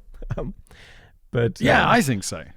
Yeah. People always talk about like, oh, you're an introvert or an extrovert, and it's like, no, I don't subscribe to that. I'm both. Like, it doesn't work that way. Does it work that way? What are you? I would say like extreme introvert, unless it's like one of those chosen, and then I'll talk their ear off. Yeah, but look at you. We're on a show, like just talking the shit in front of like, what are we, tens of hundreds of thousands of people? Like, I don't think it's that black and white. Yeah. I don't know. Yeah. I feel like when you're talking though, you kind of forget that there's like a camera recording to some respect. I mean, it's always like a little bit on your mind about like, there's a slight filter, especially with my really inappropriate Don't say crazy sense of humor. shit. Don't say crazy shit. Don't say crazy shit. I like to see sometimes that one, the airplane one, I meant for me to host that one. So I just went zany on the jokes, and then it went to you. Oh God. Yeah. And sometimes I'll be like, not bad jokes. It's just they sound super weird coming out of my mouth. So I'm like, oh, David's going to be upset because I cut so many of his jokes. But it's just they sound so weird when it's like, when they're not. Yeah. When you know what I mean? Yeah, the McDonald's one was it would like be that like too. trying to perform someone else's stand-up routine. And you're just like, whoa, this is weird. Like, but no, your delivery is way better than my delivery of the jokes. That's why I always have to redo the joke several times because it's hard to just smoothly go with it. But they're funny in my head when I write them. I deadpan a lot of stuff because it's like, it's a pretty good way to deliver a joke that is very easy because you just deadpan it.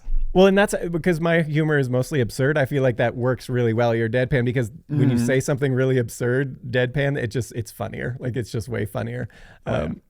Yeah, but I've what I've been doing, like the McDonald's and the seat one, where I had like a bunch of zany stuff. I put the subtitles of the original, and then you have yours, which you include some of the jokes, but you skip parts, and people are starting to notice to go back and watch with the subtitles because it just like adds little things. But oh wait, because we add the scripts as the subtitles. Yeah.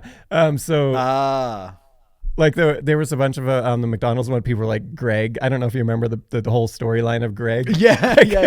You cut that part out. And it was just like, I don't know why that cracked me up, like with Greg with the potato, and then like just treating the potato as a living thing through the entire thing, like a sentient being. Yeah. I know, good stuff. Yeah, the plane one though, that was funny. You kept I felt like you kept like 3/4 of them in the plane one. Just cut out some of the. Sometimes it works, sometimes it doesn't. It's like, I don't know what it is about a certain joke or about a certain line. Yeah. Sometimes I'm like, cool, that sounds like something I'd say. And sometimes it doesn't. Like it's literally just like that. I don't know. Yeah. It was good. I when I originally wrote that, I thought I was going to host it and then not so much. So it's like, oh no, because it was so embedded too. I was like, he's going to have trouble like cutting those out. It was challenging. Yeah, because some of them like they build on others. So if you cut out this one, you're gonna have to cut out that one because it doesn't make any sense anymore. Yeah. That's it. And it's like, oh, there's a long thread running. Because also when you cut out the first one, it's like you don't realize that this is forming into a long thread. So you're like, okay, well, I'll just remove that one as well. And then the next thing you know, you're like 15 minutes in, and you can't just start with the joke because it makes no sense now. Well, the funniest one we've ever done on that was on the blood types. Why can't you mix blood types? And we had this running gag, and you did the whole thing up until the end. You just finally broke, and it was hilarious. But it was we started with the Jimmy where he's just like bleeding, and we're slowly like just getting more and more on Jimmy till we're peeling his skin off at the end. And yeah, it was great, and your delivery was so perfect. Wait, was my brick left in the video? Yeah, it was. It was finally towards the end where it's like when Jimmy doesn't die. I don't remember. It was like it die as quickly as he deserves or something. Or in fact, when skin is removed, God, such as when dissecting a cadaver or when you're giving Jimmy what he deserves. Who is Jimmy? Poor Jimmy. Whatever it was, and you're just like, who's Jimmy? It's Jimmy. Yeah. What am I reading? Because I like that where it starts out really innocent and then you build it. If you just started on the last thing where you're peeling off his skin, people are going to be, what? But when you build it slowly over the entire script. When you prick Jimmy's finger and take a sample of his blood to, we're flaying him, are we? Yeah, no, exactly. But I like those building, like the progressive ones. I don't know. Just the it's very absurdist. just to see how far you can push. Like there was the one on the the child safety seats where by the end we were like murdering the children, or like I don't remember. It was, and it doesn't work if you put that right at the start. It's gotta be at the end. We'll just be like, what? Yeah, no, but all right. So we should get back on healthcare. So people in the UK pay less in taxes for lifetime healthcare coverage than people in the US pay in taxes for just Medicaid, like later in life, or if you have a disability or whatever. So you pay less, but then you get to go to the doctors, and it's just, what do you pay, like your £5 or whatever thing? Nah, there's no fee. That's amazing. Wait. So, you're telling me that the same amount of money in American healthcare, taxpayer money, gets spent on end-of-life retirement people? So you have to pay like into like a Medicaid out of your salary, like for your whole life. And it turns out that if that amount is more than in the UK, and there's lots of reasons for this, like the UK per capita. You have that, so the UK, you have that system right where they decide, like the government decides, okay, these people are making, this company is going to be supplying all our limbs for people who are missing a limb, and it's like that one, so they bid the lowest, and that's like a huge part of that. There's so much savings in that style. Whereas the US, it's just like, it's nothing like that. It's like, this limb is going to cost $50,000. Like I want to use the case of diabetes. So if you have type 1 diabetes, you'll die. You don't have insulin, you die. So that's just what's going to happen. And you have no choice. It's a autoimmune thing. It's just something. So I have a nephew who has this, and so they pay $600 a month for his insurance with a $2,000 deductible. So every January they have to pay $2,000 because that's what it's going to be, plus the $600. So it's $2,600 in January, plus then $600 for insurance to get his insulin. Then on top of that, $300 every 3 months for the needed sensors. On top of that, $35 a month for the actual insulin. And then what do we got here? And this is way better now than it used to be. There were some recent laws changed because people are like, well, these people just die. Like, and not everybody can afford this. It's the pump itself that you need is $6,000. And the insurance will help with that every 4 years. But if it breaks in between, you just have to pay $6,000 for another one. Jesus. And so there's more. It goes on and on. My sister was running it down for me. All this, and it's just like, okay, so good insurance, all this. So they're looking at, even with good insurance, it's basically about $900 a month, not including the insulin pump. So basically, what it comes down to, it all shakes out with insurance and costs about $1,000 a month, because he has diabetes and he'll die so it's $1,000 a month. So if you don't make $1,000 a month, there are programs, but have left over after, and obviously getting diabetes medication is a pressing concern, but it's not as pressing as shelter and food. Yeah. Well, so you've got to have $1,000 left over after shelter and food. There are obviously some free insurance and stuff if you just don't make any money and things like that. But in the general case, again, when you talk about screwing the middle group, it's basically that's what's happening. And so there are actually Facebook groups. You're not allowed to, share stuff like that, but there are people who can't. And so they have a whole code thing, they're Facebook groups, and they'll say, hey, can I borrow some butter? And then if someone in your community, and the butter represents whatever, like this piece of equipment or whatever, and you're not supposed to, share medications and things like that. But there are Facebook groups where people do it, because oh my God, they're like drug dealers, but they are through desperation. Yeah, because they don't have money, and obviously my sister has the money to take care of this, but there's a lot of people who don't. And it's just, but you still need it. And this is just like one example. The U.S. healthcare system is just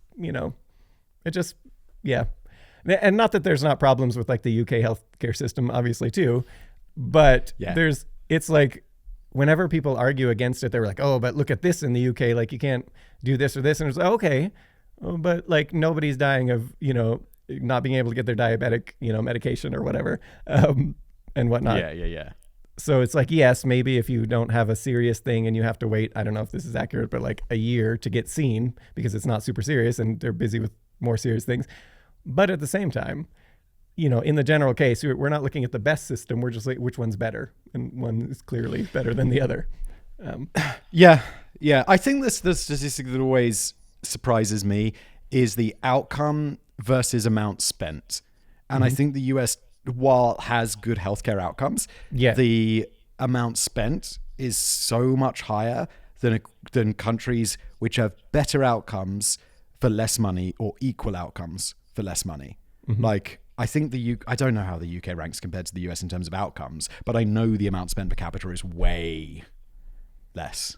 Yeah. And I think that's true. So, because insurance companies, for-profit hospitals, etc., like, that's not going to be good for the consumer making money, spending money. Well, and you also, coming back to the whole, like, you don't, I assume, have anyone who's like becoming bankrupted because they got cancer. You know, like... no, that would be...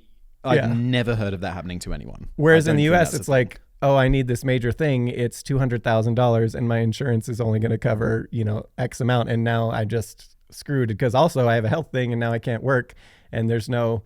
So I now lost my income temporarily and I have this huge pile of bills and it's just like, okay, then your family will help you maybe. But good news, you have cancer. Oh, wait, no, that's bad news as well. That's also bad.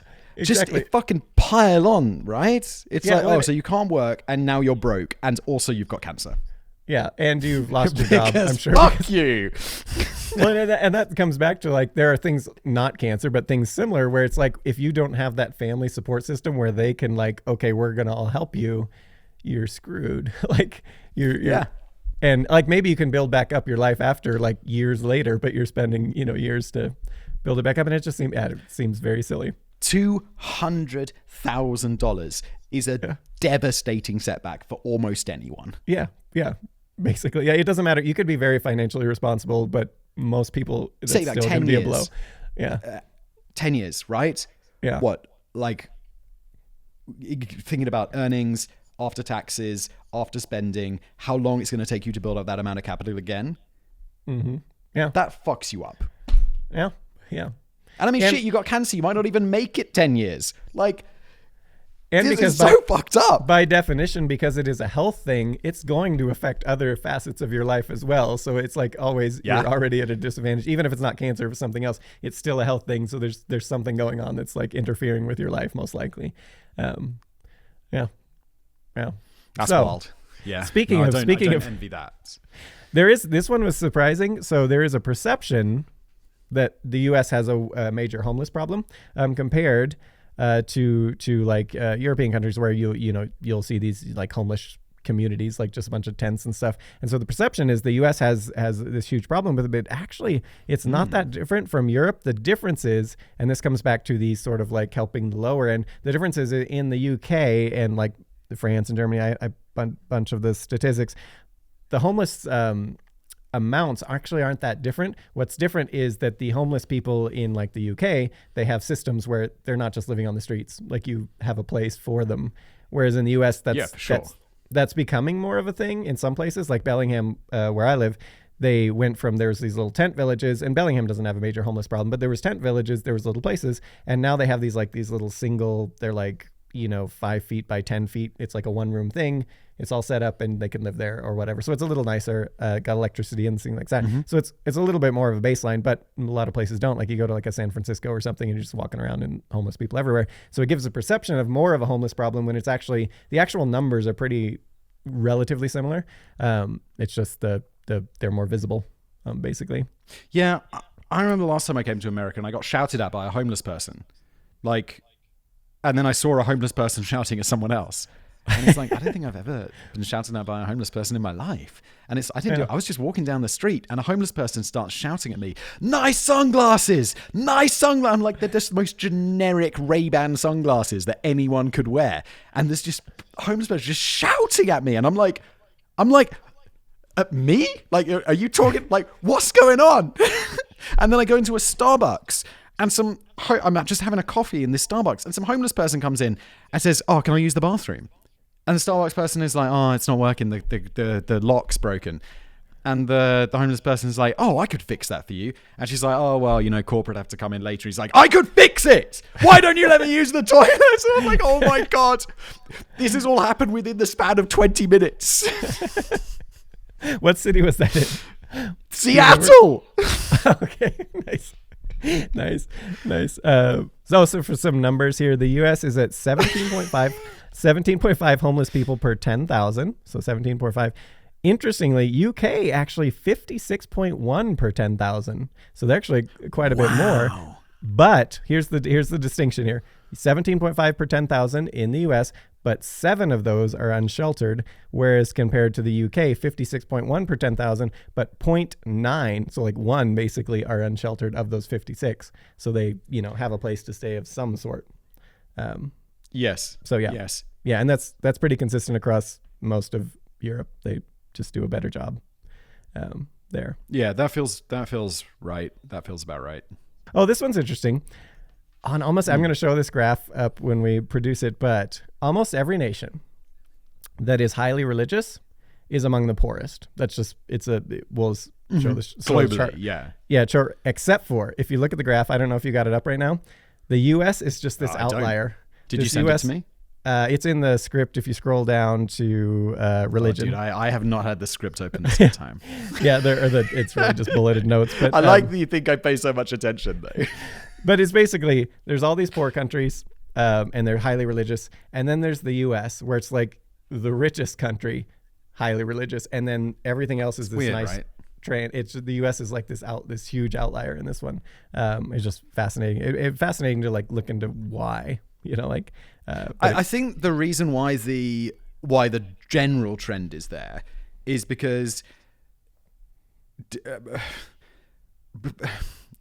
how to say this politically, poverty breeds desperation, right?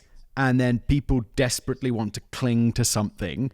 And sometimes the only thing they can cling to is religion. But once they start getting money, they're like, oh, life's not so bad. I don't need to pray to baby Jesus today for food because I ate.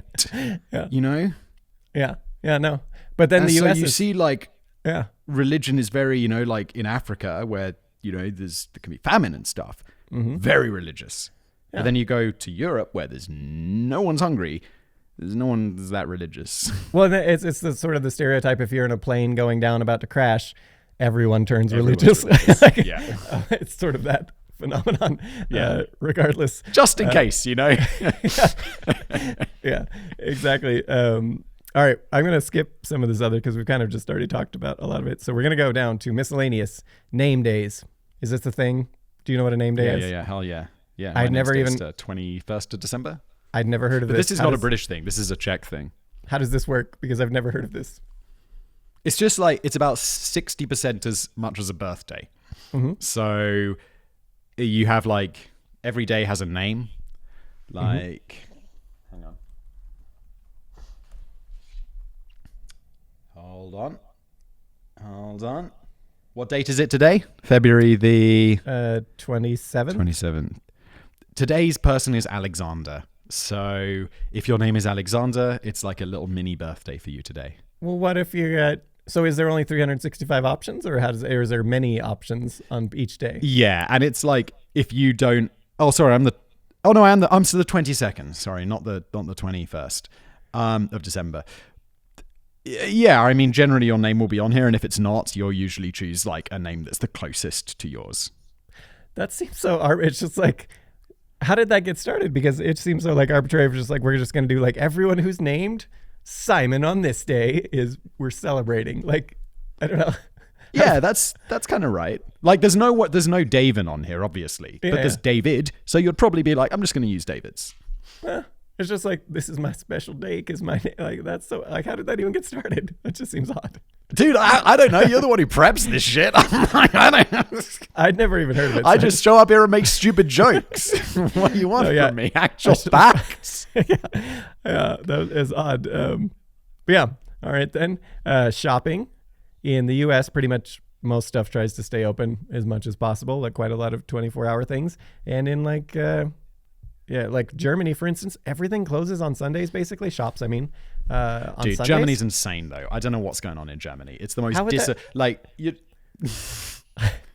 would that even work? Yeah. Like, that just seems... I mean, I understand. I've heard there was that German Girl in America channel or whatever. She talked about it. It's great because it's like a little holiday. Everyone just relax. So you're not going shopping. Yeah, but Yeah, I prefer things to be open. I like everything to be open 24 hours if possible. Like, so if I want to go. I don't know if it's still a thing, but we had generally shit can be open like 24 hours a day. But in the UK, there was a long time, and I don't think it's a thing anymore, called Sunday trading hours, where large stores could only open for 6 hours on a Sunday. It's probably some like religious holdover, but I don't think that's the rules anymore. Generally, stuff here where I live now is open 24 hours a day, like big stores, like big supermarkets and stuff, definitely 24 hours. But they'll close on like specific holidays, so like Christmas or like some other important holidays. Yeah. But small stores will be open, like the KFC near where I used to live was open 24 hours a day, 7 days a week, 365 days a year. That's just the way all shops should be.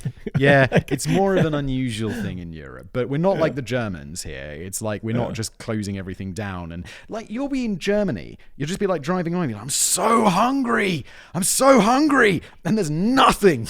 Yeah, that just seems bizarre. It's rubbish. Especially You'll have to because, go to a petrol station. Especially if you're gonna have like I don't know. You'd probably pick a day when, some people are working, so the shops are closed, but we're at work anyway, so who cares? One of the ones that always struck me as weird is like shops that open Monday to Friday, 9 to 5. And you're like, so no one who earns money can ever go to these establishments because they're earning money during those hours. So, all right, Fahrenheit versus Celsius. We're going to do a video on this. I am Fahrenheit wins. It's the one, I feel like the metric system in general, obviously better in many ways, but this is the one isolated case. Fahrenheit versus Celsius. Is Fahrenheit, Celsius regarded as metric system? I believe so. It's part of the standard anyway. Pretty confident. Yeah, okay. Yeah. I mean, I don't know what's metric about it, because always, isn't it like the advantage of the metric system is always the easily divisible thing? I may be using the wrong term, but it's all part of the same system. International standard. I know what you mean. I was just wondering if it was technically metric, which is semantics anyway. I know what you mean. But Fahrenheit, calibrated to the human body. Celsius, to the boiling point of water at arbitrary scenarios, basically. What are your thoughts on this? More importantly, calibrated to freezing point. Yeah. Which is a much more human measurement, because boiling, who cares? I mean, what are you doing, making tea? If it's 0 or below 0, the road's going to be icy. I'm going to probably need to defrost my car. Yeah. I'm going to need to wear gloves. Above 0, it's like, I don't need to de-ice my car. The road's not going to be icy because it's above 0. That's quite useful. Yeah, and this is all my argument, because it's like, in Fahrenheit, 0, anything below 0, it does not matter what you're wearing. It's cold. You're going to be cold. Don't do that. And and then you go like 0 to 32, and that's fine. You're dressing for 32 is where the freezing point is. And that's fine. You can just dress up. You'll be fine. And then above that, it's just like, what am I going to wear? Until you get to 100, and that's just hot. It does not matter. It doesn't matter what you're wearing. 100 is hot. That's like 40 Celsius. That's crazy hot. So you have this great scale of 0, anything below 0, it's too cold. That's just too cold for humans. Anything above 100, it's hot. Like, yes, you can technically live, but it's hot. And everything in between is just, what are you going to wear? And it's I like it. I think Fahrenheit's got merits. Yeah. Imperial systems, rubbish. Like the whole like miles an hour and all that stuff. Like, this is not sensible. We shouldn't be measuring things this way. But Fahrenheit, I'm like, that's got some advantages. I get that. Yeah. It's not bad. I mean, in the end, it doesn't really matter any of it, because you just get used to it 2 seconds. Like if you grew up with it, it's just what it is. Like nobody. Yeah. My mum would always be saying things in Fahrenheit. And I'd be like, what are you talking about? But I'm sure if it came back, I'd be like, well, she managed it, didn't she? Yeah. Yeah. Even on the bizarre stuff, like, you're talking like feet or these feet, inches, blah, blah, blah. If you grow up with it, it just never registers, because it's like anything you just always, it's never a problem. Yeah. And I grew up with both, and it's like I can easily conceptualize all of these different things in all of these different units. It's not hard. Yeah. Okay, here's another one. See if you agree. I would bet this one's a changed one, just because of like Hollywood and these sorts of things.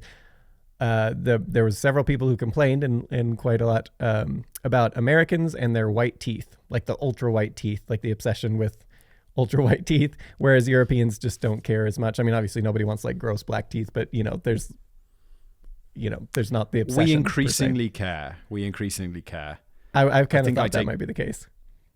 I take good care of my teeth. I brush my teeth. I got my teeth sorted. I whiten my teeth. But I think that's because most of my audience are Americans. And if I had gross teeth, I'd be like, ugh, gross teeth. But I don't think anyone ever commented on my teeth before. Like, I got my teeth sorted, and I mean, they weren't ever very yellow, but they were not like nice and white. But I don't know. Seems it's increasingly important. Yeah, I thought a lot of that too with like also like language. I was kind of wondering. So classically, I would assume like British English would be, if you're going to speak English anywhere else in Europe who's not, normally speaking English, you're going to learn as a second language, like British English if you're going to learn. Whereas nowadays, I kind of wondered if because of like Hollywood and stuff like that, it's more like people are more familiar with the American English. If you're learning, like if you're in Germany and you're learning English, you're going to be more familiar with that or something. Oh, yeah. Yeah. Yeah. All right. Oh, yeah. Like pretty certain about that. Like, people are learning American English. Yeah, that's fascinating. Well, I mean, like, what was the last British movie you saw? Like, I probably see more than most, like, internationally. But most of the shit is American. Like, there's a lot of American TV. Like, most TV I watch is American. Most movies. Like, my kids went home to the UK. And my daughter now, she speaks quite a lot. And my sister's like, oh, she sounds a bit American. And I'm like, yeah, because the kids don't take the accents of the parents. They take the accents of the environment they're in. And I would say most English people and most English speaking here is more American than it is British. And I'm like, so the other day she was like, tomato. And I'm like, tomato. My headphone was going to die, so I'm just going to switch to the other one. I don't really care, but I make fun of caring. Yeah. Okay. So there was that when we were doing the podcast back in the day, and I would listen to it a lot. And then at the same time, I was listening to like Harry Potter with the British narrator. And there came a point, and I was just like mowing through them, like literally. Oh, that's so weird that they did the British and American versions of this. Yeah. Yeah, I know. Why? It's weird because it's both British. Yeah, exactly. But the point was there came a point because I was just listening to Harry Potter all day and then listening to like you talk all day as well. Like those were the two things I was where I could no longer hear your accent like at all. Like it was just like, oh shit, dude, I don't hear American accents. Yeah. I wouldn't if I met someone and they spoke American or I met someone and they spoke British, I'd be like, oh, they're British or they're American, but I wouldn't. I don't know. I guess I interact with a lot of Americans. Yeah, but well, that's too with because we've had a lot of British writers over the years too, and to where I've ceased to be able to necessarily. I mean, some things that are just out there in terms, like it's like that's like clearly like pants or something. But other than that, like it's just like I'm not sure which one. I remember we were doing a one where we're comparing the language, and it was like I don't know, like I just used to both, and I feel like I don't know. I feel like more people are that now. It's just sort of like melding a little bit. I would say. Yeah. But all right. So we're going to rapid fire a few here. Ground floor. In the US, people will call the ground floor the first floor, whereas in Europe, apparently the first floor is the floor above the ground floor. That's right. Ground floor, first floor. Yeah. The ground floor is the ground floor. Yeah. But it's also the first floor, technically. Technically it is. It's also the ground floor. I can see why this was a rapid fire one. Yeah, no, it is. There's a bunch of these like that. Time. Is it generally 24-hour clock in most European countries? Is that in Europe? Yeah. In the UK, no. Yeah. Well, that's it. I mean, the 24-hour. I use 24-hour now just because everyone else does here. It makes more sense. It's less confusing. But yeah. Yeah, and also you don't have to use like colon or anything. You can just like type 1330. And everyone knows what you mean. Yeah. Like no PM, no AM, no dots, no colons, no stuff. Yeah. It's better. No, yeah, that's better. Military time. Movies. All right. This can't be true. I refuse to believe this is true. Okay, here we go. In the US, you go to a movie, freshly popped popcorn always with melted butter and all that.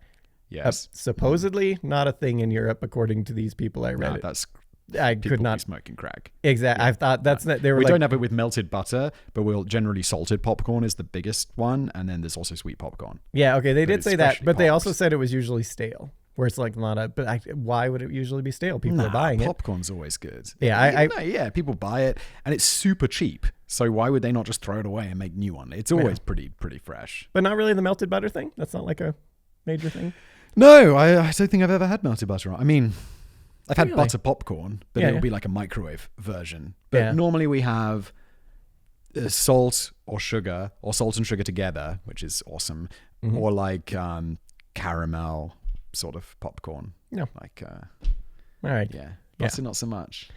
Taxes, we don't have to dive into it too much, but the UK is a pay-as-you-earn system I thought was amazing. Is that still correct? So if you mean if you're employed? Yeah, so it's so how does that work, pay-as-you-earn? Just briefly.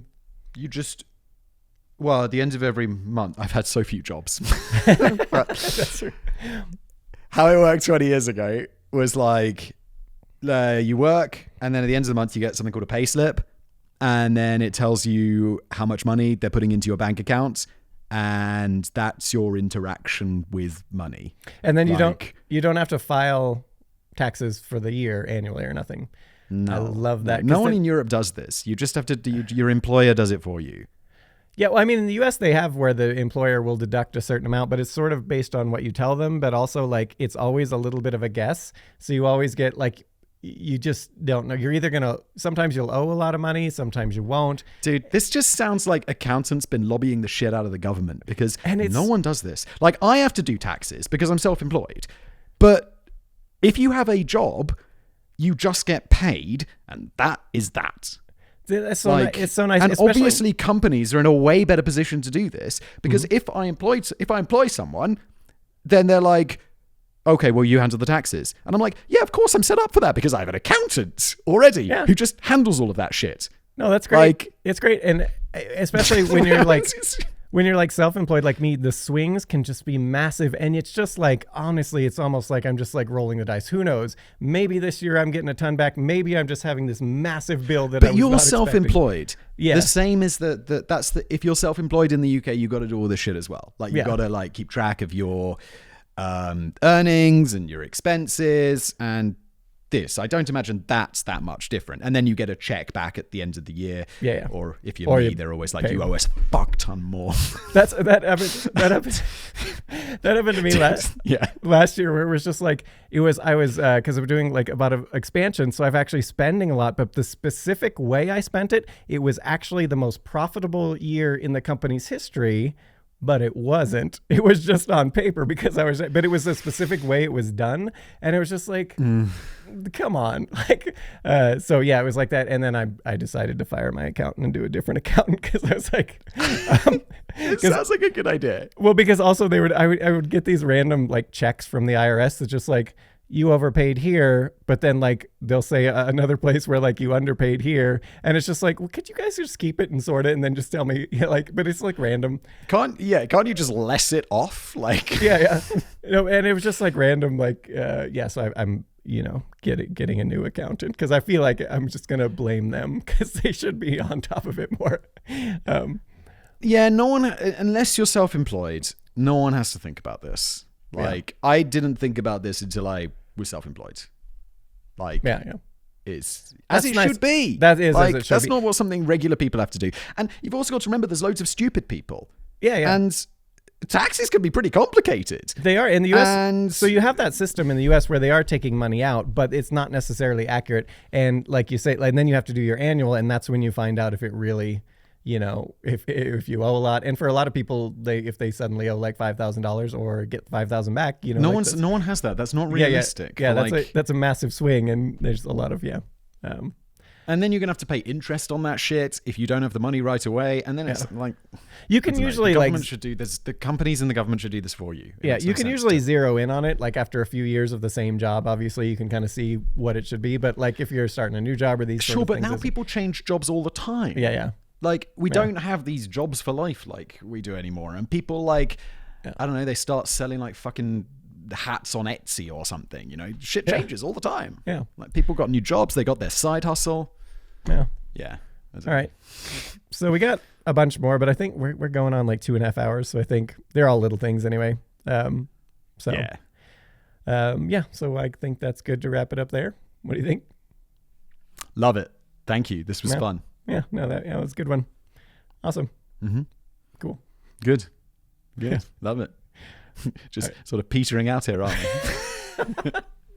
Totally. We haven't ended one of these in a while. Are we supposed to have like an outro I or forgot how something? to end things. That's it. It's done. The episode's over. Pace, because I thought it would just read it aloud, because normally when I'm doing one of these shows, like I'll just hold it to the microphone, but I realized because I'm talking to you, it's coming in through here. And now I realize I also can't hear you because it swapped my headphones to my phone. So this is just not working out great at all. But I'll keep talking, assuming you can hear me. Just give me a thumbs up. Okay. And then once that's done, we'll return to our regularly scheduled programming. This is ridiculous.